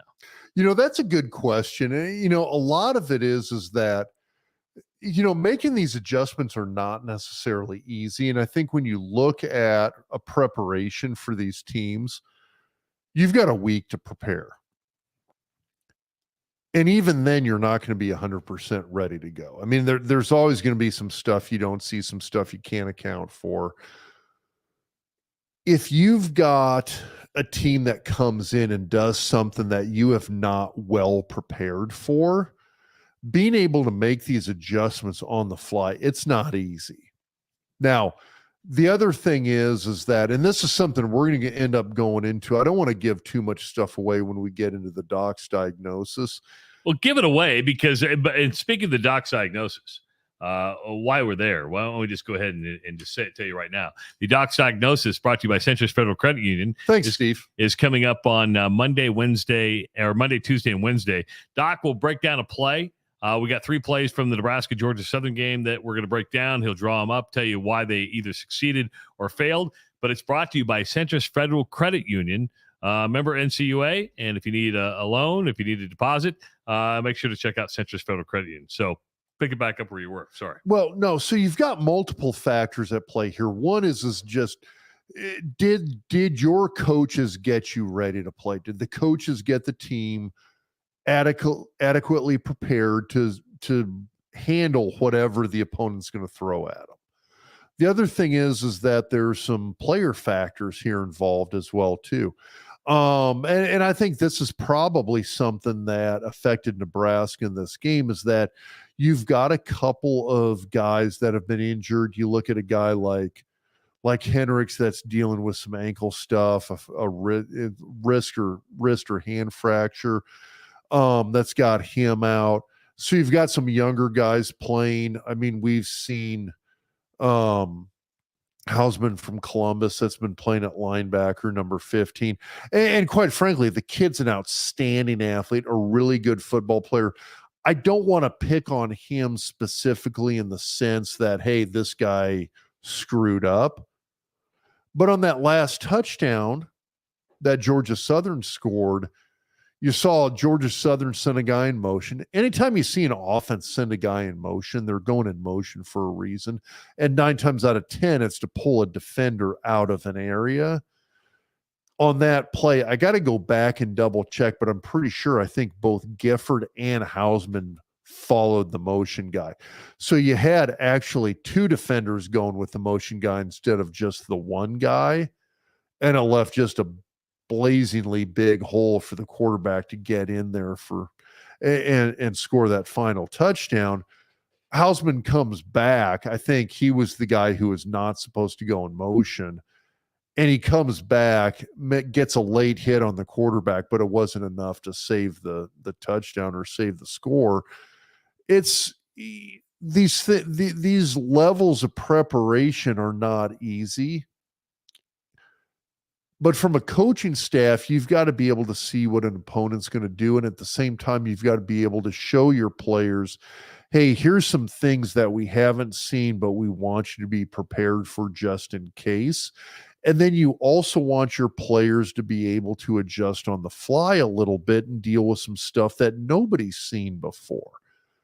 And from an offensive line standpoint, that's things we've had to do where we've gone against teams that we end up seeing stuff that they've never shown that they pulled out just for the Nebraska game. And you've got to be able to make those adjustments. 402-543-5556. Let's go out to Richmond, Virginia. That's where Michael is. Michael, welcome to the Doc Talk podcast. What's going on? Hey guys, I appreciate you taking my call. How y'all doing? Doing great tonight. Great. Hey, the long-time listener, listening from all over. I'm glad you guys appreciated the challenge coins I sent about a month ago. Oh, cool. That's Love awesome. it. My question. Oh, those were so awesome. Are you done? My question I have for hold on. Are you done cleaning with your wife Go ahead. tonight? Because didn't you say you were going to clean with your wife tonight? Because your wife said, what else you going to learn over the 4 hours you've been listening? Because we're better than everybody else. Because nobody else fucking talks like we do and gives it real like we do. Yeah, she was. We're done. We're done for the night. I'm outside cleaning up while the girls are getting a bath. She was after the first F-bomb. She was like, "What was that?" And I just said, "Sorry, Dave." And she just kind of looked at me like I had three heads. We blame it all on Dave. It's Dave's fault.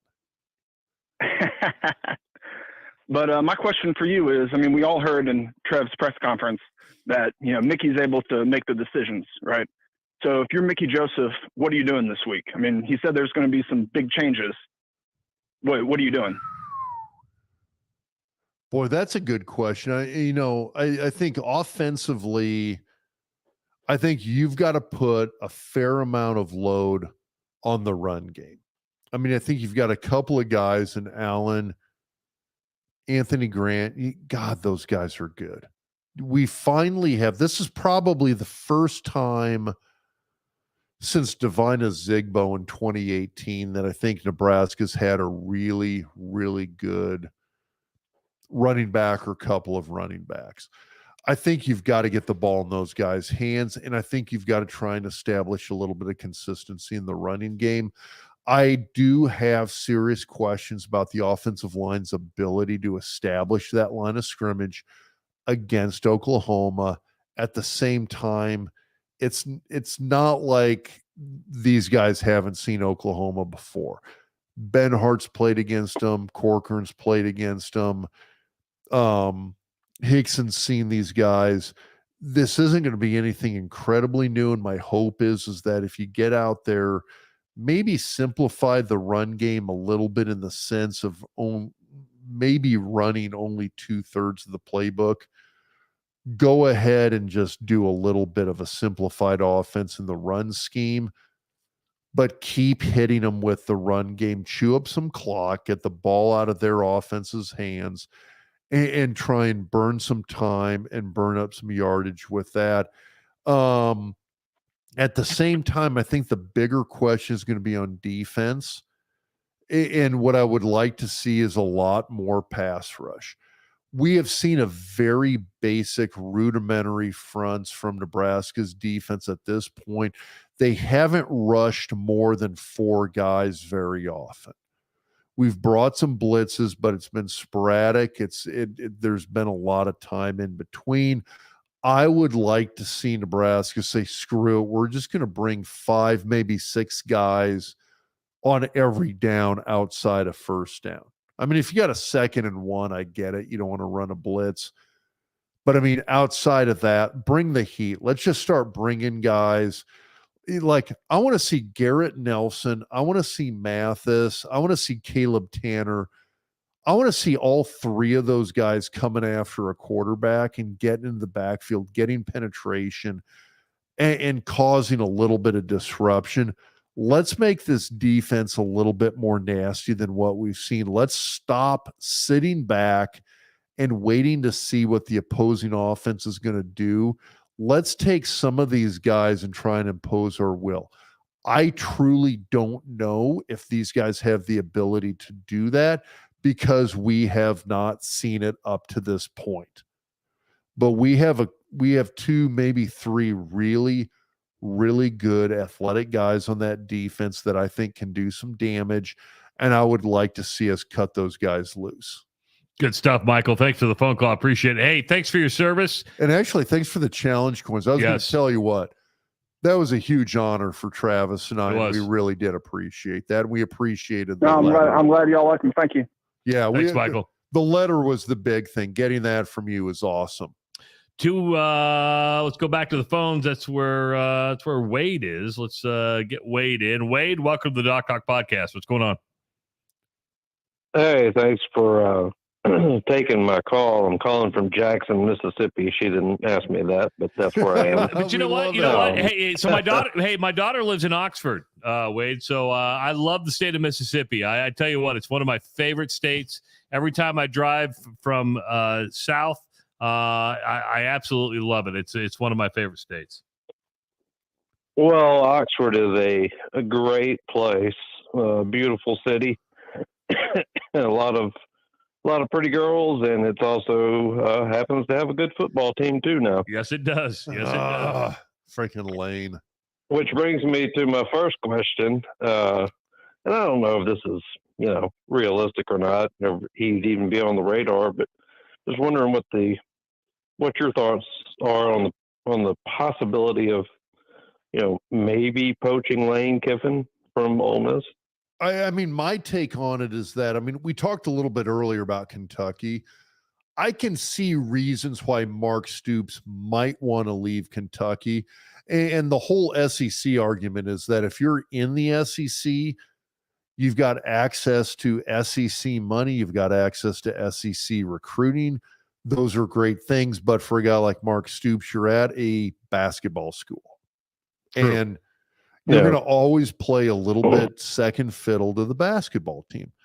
At a place like Ole Miss, that's a school that has a fair amount more football history. I mean, you think about Archie Manning. I mean, everything's Archie Manning down there. You go down there, the speed limit is Archie Manning's jersey number. Here's the problem. Here's something that people don't know about Mississippi, which makes it hard to keep a coach. And Wade, you probably know this.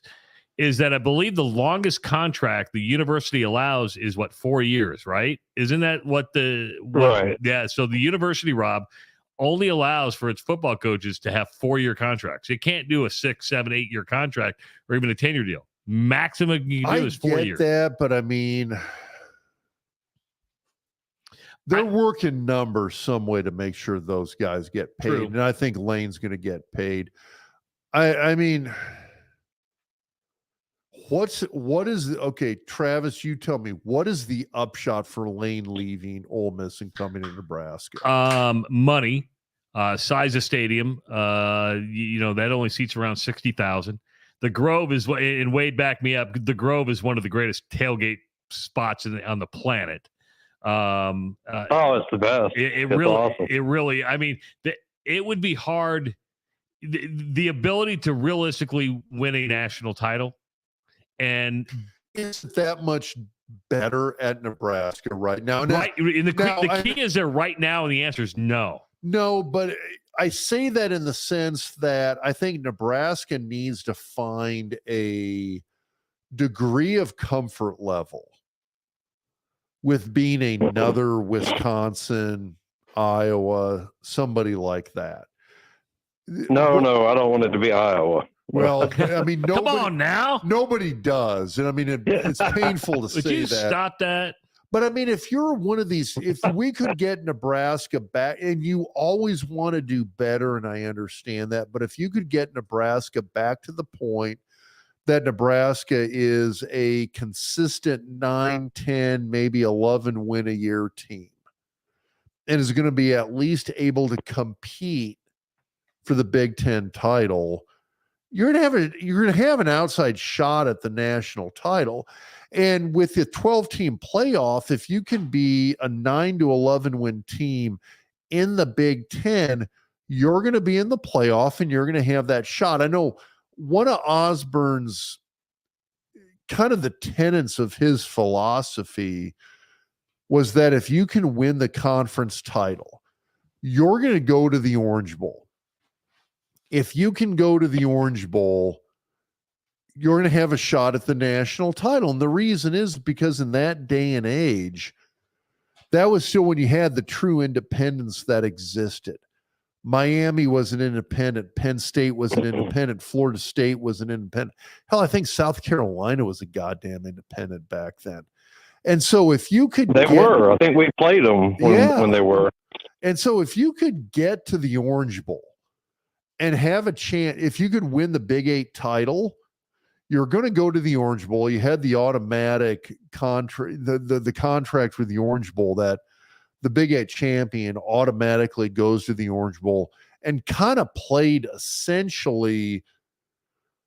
It was sort of one of the, I don't remember the exact wording of the contract, but it was basically whoever the next best team they can find it is.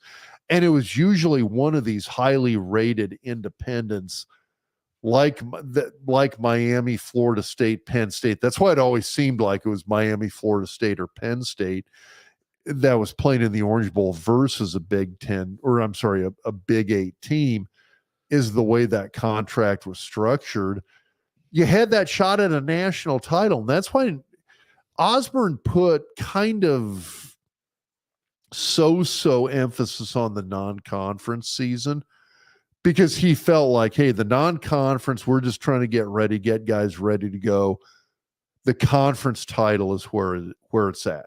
If we can win the Big 8 title, all of a sudden you've got this inside track to the national title. You know, the kind of the backstory that I always give everybody, in 1992, Tommy Frazier is a true freshman. We knew day one. I mean, week number 2 of two-a-day practices, you got this kid in the huddle. It's this kind of North Central Florida kid. He's brash. He's yelling at veterans. He's telling wide receivers where to go. And all of a sudden we're like, God, this guy is freaking owning the huddle. And I love it. And it's because and it was Frazier. He knew what he was doing.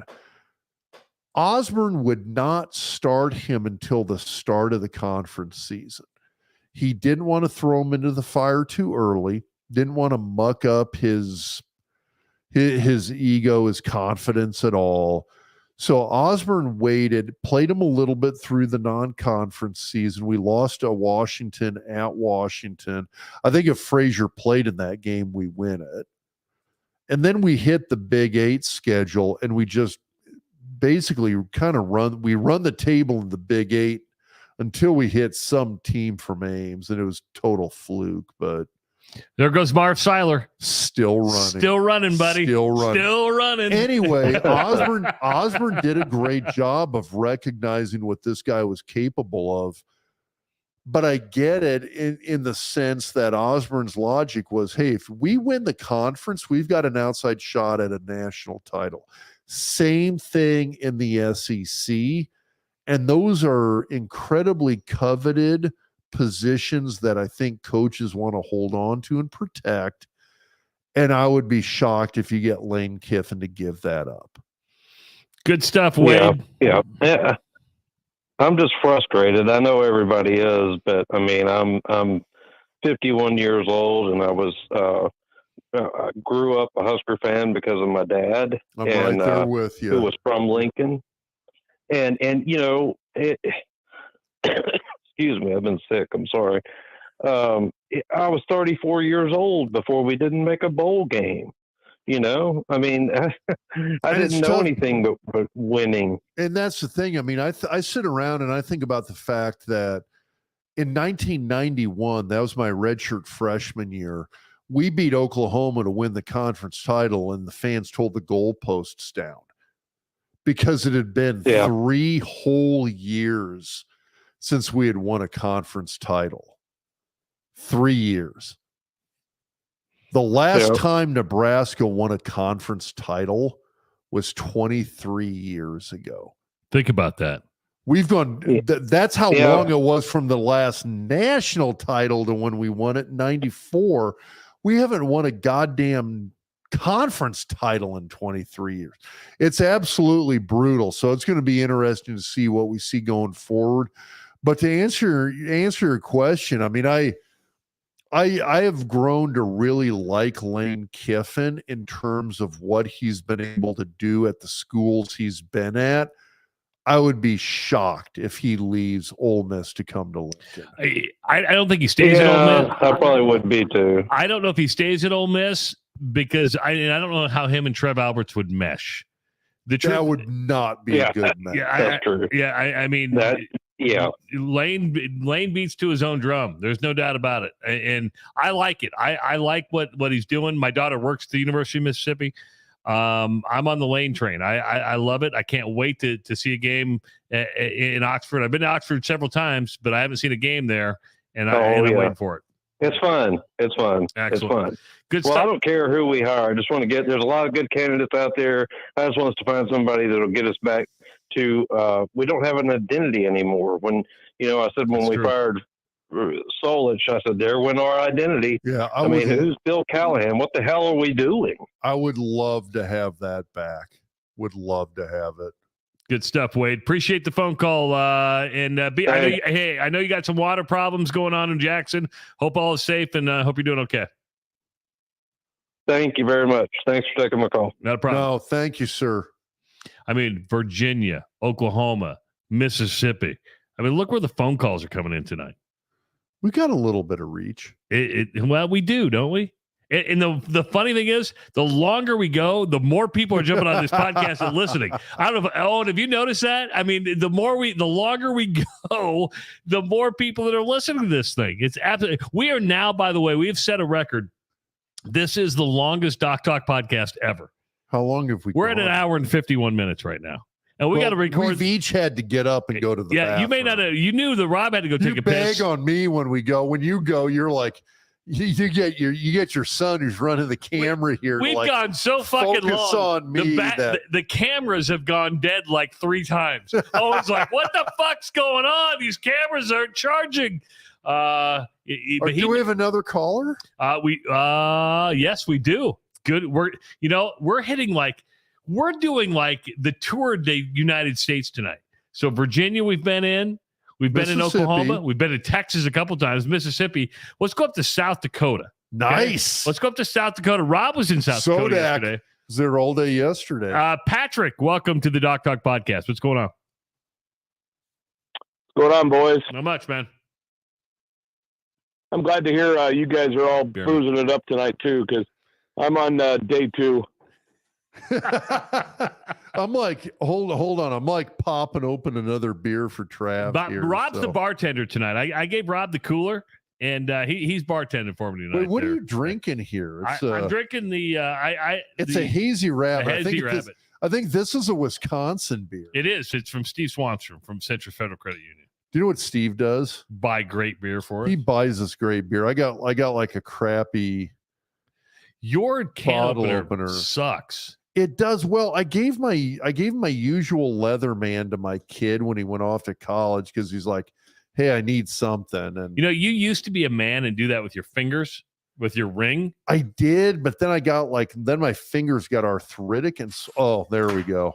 Here. Dude, look at Owen. My He's son comes in with the rescue. Up. Sorry, Patrick. We didn't mean to digress there. What's your question for Dr. Rob? Talk to me. You know what? I'm not even sure if I have a question. I know Lurch from way back, and I was just kind of curious. You guys have been talking about which coaches you think are his top 5. Give me like 4 names of people you would absolutely want that we could never get. Ooh. Like I throw one at Lurch. How about Eric Bieniemy? He's been searching to try to be a head coach. There's a reason Eric Bieniemy doesn't have a job right now. A head coaching job. There's something there. I agree. There's something, but what is it? I get it, and I have no clue. Like, this isn't one of those things where Travis, you're the one who was trying to start an entire discussion on Scott Frost's extracurricular activities. I tried to go down that rabbit hole. You tried going that. I'm like, yeah, no, we're not doing that. It doesn't play in here. On Bieniemy, so here's my thing on Bieniemy. One, I think, dude, that guy's a really good coach. My thing with him, though, is that there's NFL guys and there's college guys, and I really, really worry that he's an NFL guy. I don't. Some guys just work better in that world. The NFL game is a little different. The way the dynamic of the players, the coaches, the management, etc. It's a little different in the NFL. And it's different enough that, that was one of the things. Sorry, I'm like mid-sentence tangent in here. This was one of the things that I looked at Pelini, and I always thought Bo Pelini would be an outstanding NFL guy, linebacker coach, D coordinator, etc. I, to this day, am still shocked that when he got fired from Nebraska, that he didn't go take a year off and then resurface in the NFL as an NFL guy, because he loved coaching. He loved the purity of coaching football. He did not want to deal with admin, ownership, or fans or media.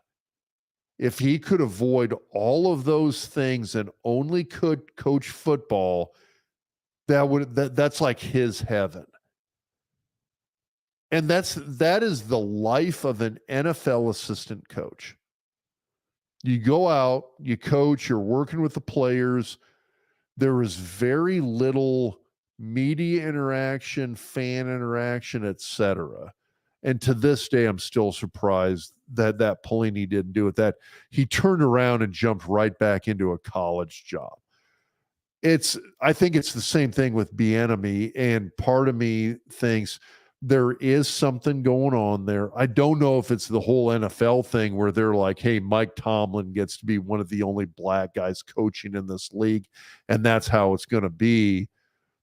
But something's going on there, and I do wonder if Bieniemy really only wants to stay at that level. And there you go. 402-543-5556. Again, 402-543-5556. Let's go to Gretna. By the way, we're going to hit California. We've gone fucking coast to coast, which is beautiful. Which, from where I live, Gretna pretty much is California. Cody in Gretna, welcome to the Doc Talk podcast. What's going on, man? Well, what's going on, boys? Not much. Travis, when I lived in Ankeny, I used to call into your morning show all the time. Oh, thank you, man. Yeah, so... Hey, by the way, this is not a wrestling call-in show. This is a football call-in show. I'm just letting you know that right now up front. I'm just happy Trev's been here a full year. We still have a wrestling program. Anyway. That's my boy, Cody. I know Cody pretty well. Oh, yeah. So the first thing I want to talk about is I don't think it got talked enough about in the last 5 years, the mass exodus of players every year. And how many guys we lose 10 to 15 guys every year leaving the program. And I promise you'll lose 10 to 15 more after this year. I promise you. Oh, yeah. It's coming. And who are the evaluators on this staff? Because in my personal opinion, Hausman and Applegate, for existence last year, are not even top 5 linebackers in the state of Nebraska. You know, we got guys like Genatone. Why wasn't he in Lincoln? And if Hausman's starting, where would have Genatone been on there? You got a guy like Zane Flores, who's one of the top quarterbacks in the country, and did not even call him. You know, and then like your nephew, one of the top linemen in the state, you don't call him. What is going on with these evaluators? No, let's go get a guy out of Florida who's just going to end up leaving in 6 months. No, and I do not disagree with you on that one. And that's something that's bothered me because obviously, you know how I feel about Isaac. And there's a guy who, okay, they're like little teeny tiny bits of inside info here. I'm not saying people love inside info, by the way. That's why they listen to a podcast. I don't think he'd be starting this year by any means because he'd be a redshirt freshman if he'd gone to Lincoln. I do think he'd be playing as a redshirt freshman. Yeah. I think he'd be at least getting snaps. I mean, you got a guy who's 300 plus pounds, can lift small cattle. And, you know, the one thing that always impressed me about Isaac is that from a technical skill standpoint, going back to his sophomore year in high school, he might have been the most technically sound center that I've seen at the high school level in Nebraska since Michael Decker who is at Omaha North. And Decker was a guy who, until he had some concussion issues down in Lincoln, Decker was a starter as a redshirt freshman. And so I I think Isaac was, from a technical skill standpoint, was just as technically sound, if not more so, than Decker. And he's a little bigger, a little stronger. And so that's something you look at that still bugs the hell out of me. Genatone is a guy that I really, really still scratch my head over, because you've got a guy who, he's a track star, he's a wrestling star, he was a football star. The one knock against Vince was that he played, I think, 7 different positions on the football field in 2 seasons at North Platte. But it's one of those things, there's no excuse for not grabbing that guy and saying, listen, you're a better athlete than 90% of our college football team. We're going to get your ass in Lincoln and we will fucking find you a spot, whether it's at linebacker or running back. We'll find that spot for you. And they didn't do that. It's mind-blowing to me, some of these kids that they haven't picked up. Flores is another one. And that's a kid that, like, how do you justify the fact that you've got this kid who's got multiple Power 5 offers, happens to have just clicked with the mullet down there in Stillwater, but you've got a guy who's going to go down there and I think is going to have a great college career, and we're going to sit back and wonder how the hell we didn't get him in Lincoln. And it's not that we didn't get him in Lincoln. It's our own fault. It's the fault of the coaching staff in Lincoln that he's not going to be there. By the way, Lori says, don't worry about the bathroom break, boys. The audience is drinking to catch up and needs to pee too. So we're going out to Napa. That's wine fucking country, not beer country. That's wine country. Okay, do you know where Lagunitas is in California? Is it San Diego? It is in the smack middle of wine country. I had no clue. It is. You fly in out there and you start heading north out of San Francisco. You run into Lagunitas is where they're at. So, hey, are you ready for this? Coming up in queue, we have a Hawaii call too, but we're going to California. Vince, welcome to the Doc Talk podcast. What's up, Vince? Hey, fellas, how are you? Thanks for taking my call. Anyhow, well, I'll tell you what I love watching. I love it. I mean, I don't care if it involves barley and hops or fermented grape juice. I love seeing two dudes throwing back at you, because you want to know something. Okay. Win or lose, we drink booze. There we go. There's another T-shirt. Yeah. There's another T-shirt. Win or lose, we drink booze. That's a slogan right there. That's another T-shirt right there.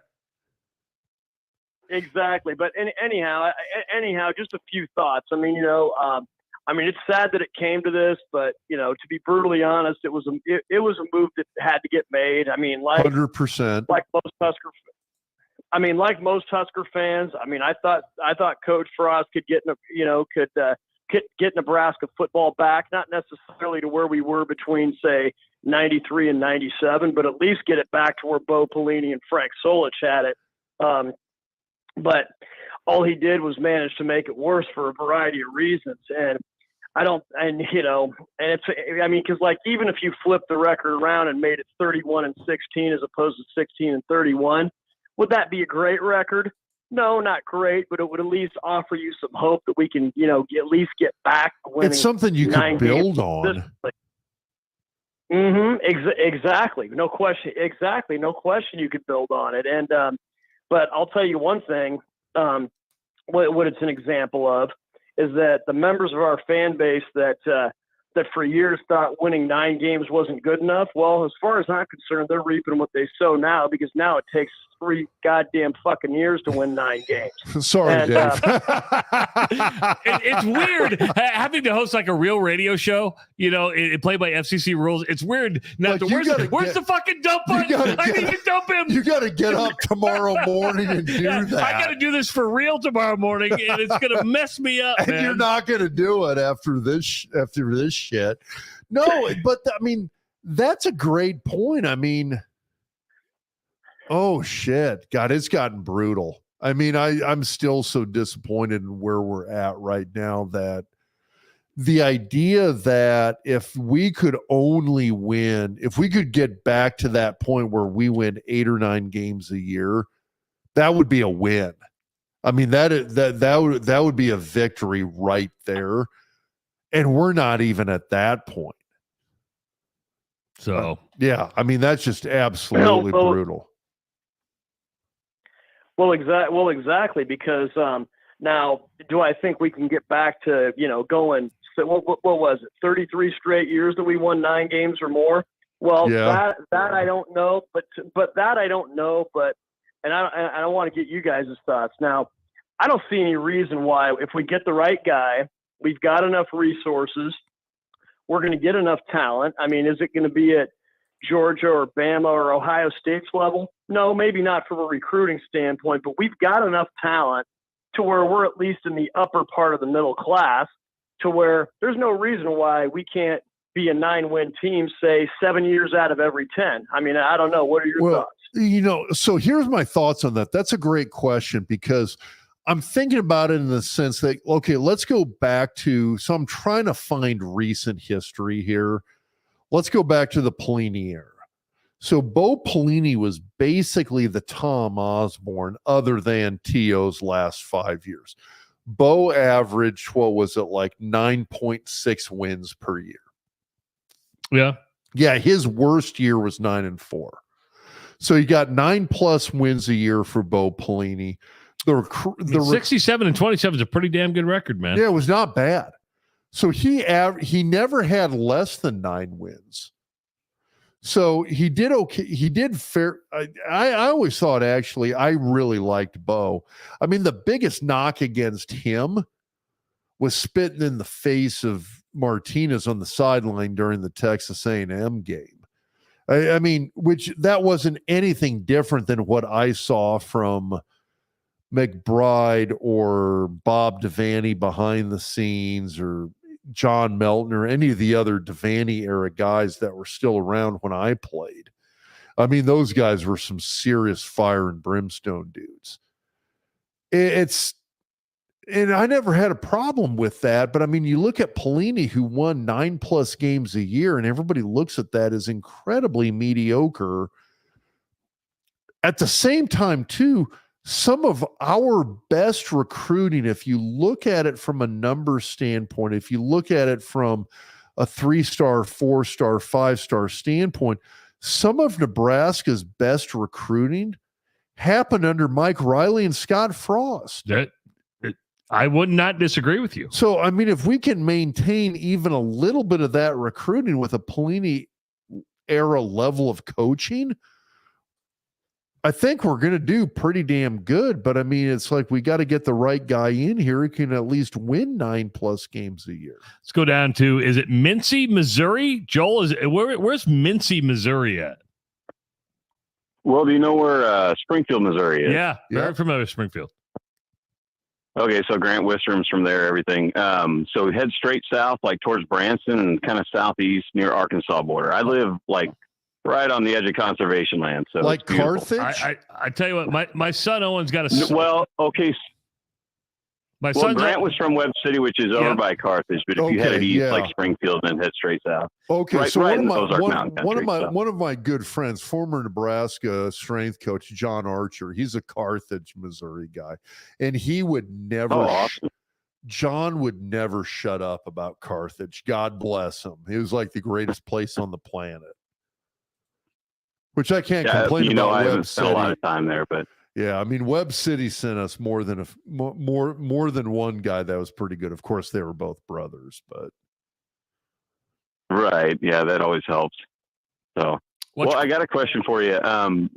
So, Dr. Rob, you talk about our offensive line kind of sucks, and they do. But you look at all these other teams that seem to overachieve. What do we got to do to get to that point, even with guys that aren't that great? Is it a combination of just fundamentals and overachieving, or how do we get there? So I think one of the things that I think has really plagued Scott Frost from the time he hit the doors and here's the thing, Trev touched on this in his press conference. I thought this was like a little hidden little Easter egg that he touched on was, some of these doing the 1,000,001 little things correctly, these developmental things, these discipline things. Hold on. Let's listen to it right now. Is this what you're talking about? Hold on real quick. Here's Trev Alberts this afternoon. We've said all along, I'd just love to see this team continue to grow, compete, make progress, have a team that represents the values of Nebraskans, be tough, win the line of scrimmage, do the fundamental things that teams need to do to win games. And I think we can get there. You know, we'll stop talking about championships or stop talking about things we used to do. We'll just get really process-oriented, detail-oriented, and ultimately when you start doing those fundamental championship habits type things, as I think about them, those types of wins and things follow. Boom, right there, said it. Yep. Is that what you're talking about there, Joel? Yeah, that is pretty good. Yeah, I mean, that's really there. good. I mean, I think Scott's just got in his own way, you know. No, and I really don't just disagree. tried to overthink it. Yeah, I don't disagree with you at all. And I think a lot of it kind of comes into play where sometimes I think you get coaches who come up with a system and they feel like, hey, I've got this system. The system's going to win. These plays, this playbook, this system is what's going to carry us and take us. The really good teams, it's basic fundamentals, it's discipline, it's not making mistakes. That's what win games. And I mean, if you go and look at the really good teams, I mean, the consistently good teams in the Big Ten, I'm going to throw Iowa out there. This year's a little bit of an outlier season, so don't put too much weight on this. But if you look at Iowa, you look at Michigan, you look at Michigan State, if you look at, I mean, even Ohio State, if you remove the 5-star athletes from those teams, the bottom line is that they do the fundamentals really, really well. If you look at Alabama, if you look at Georgia, if you look at Auburn, Florida, if you look at the really good teams year in and year out, they do those fundamentals amazingly well. Footwork is great. Hand placement is great. Routes are precise. The defensive backs don't make mistakes. Everything that you would go by any coaching textbook anywhere. And if you go look at these teams, they do all of that right out of those textbooks.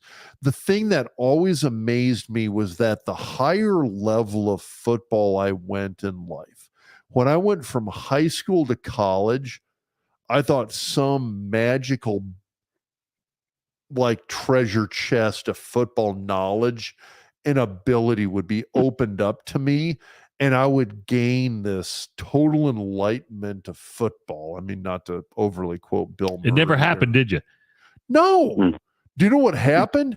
Is it was like, hey, here's these bare bones fundamentals that you learned back in 4th grade. Guess what? We're going to work on those more than anything else. And then I went from college to the NFL, and the fluff got stripped away even more. And it was even more of these fundamentals. I mean, every NFL coach I played for, especially the better ones, the better NFL coaches, all they focused on was all these goddamn fundamentals. If you go watch NFL football, part of the reason it's so good is because the fundamentals are amazingly precise. Nobody screws up fundamentals at all. Look at Trav's rocking the Betfreds right there. Let's go out to Hawaii. That's where Diane is. Now, we've covered it all. Unless we get a call from Europe, we've covered it all. We've gone from Virginia to Hawaii. We've gone over water. Diane, what's going on? Aloha, gentlemen. Just wanted to call because it is Hawaii. Aloha. Love it. I really don't have a question. You know what I think about is the players. You know, being a player, how are they really probably handling it? What do you know? I know some are probably going to be on board with the move. Some aren't. I tell you what, Diane, hold on real quick. Here's Trev Alberts talking about the players today. Most importantly, I'm going to do everything I possibly can, like I think we did for Scott, to support Mickey Joseph and the staff as best we possibly can. It's a group of young men that they're hurting. And, they care deeply about this place. And so we're going to do everything we can to support them and help them. They've got 9 games left. We've got a great opportunity this weekend against Oklahoma. And so we're going to support them as best we can going forward. There you go. So how do they do that? That's a tough question. So from a personal experience standpoint, I only had a coaching change one time in my career. So out of 10 years of college and pro football, that happened one time. Boy, it's not easy to deal with. I mean, this was one of those things where I went from Dan Reeves, who's a great coach, to Jim Fossil, who's also a great head coach. It's not easy to deal with. At the same time, however, too, your job as a player is to have a degree of buy-in. You've got to look at these guys. You've got to look at them as mentors, as coaches, as CEOs. And if you've got a guy who's a great CEO, and that's why I go back to, earlier in the podcast, I talked about how important that was, that you have to have a guy who is a great leader and just from a fundamental standpoint is a great CEO. Because if you do, you can have that buy-in, but you've got to have that buy-in. Incredibly tough to do, especially at that age for these kids. But it's within their capabilities. A lot of this is going to depend on who is the head guy going forward, whether that's Mickey or not. Matt says, I hope I have enough battery on my phone to finish the show tonight. Matt, we hope we have enough battery in our cameras to finish this show tonight. And my son is giving me the wrap up. So that kind of gives you where we're at. That means the cameras are dying, literally. Literally. But if you didn't know, make sure to subscribe to the YouTube channel because each and every Monday, Tuesday, and Wednesday, you're going to get the Doc's Diagnosis brought to you by Centris Federal Credit Union. Doc's going to draw up a play. Not just 1, but 2, but 3, and you're going to get his take on the Doc's Diagnosis. If you also subscribe to the YouTube channel, you'll go behind the point spread with us on Wednesday nights at 8 o'clock live on YouTube. Scott Spreitzer from Las Vegas joins us. He's an Omaha guy, and he's a professional bettor, and he gives you great insight on the betting that is ahead. If you don't follow us on social media, please do so. Subscribe to our YouTube channel at Doc Talk Sports. Like our Facebook page at Doc Talk Sports. Follow Dr. Rob on Twitter at Doc Talk Sports.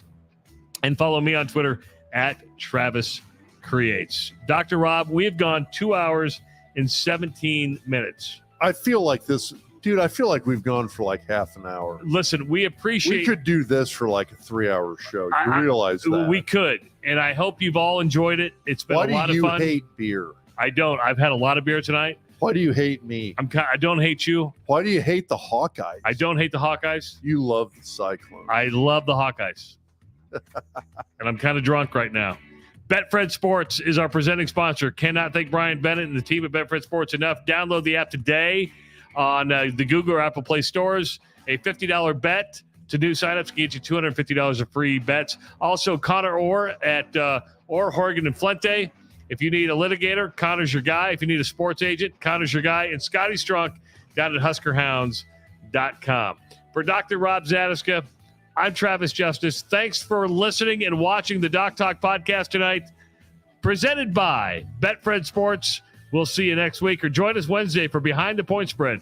Presented by Betfred Sports. Have a great one, everybody. We're going to drink more beer. Woo!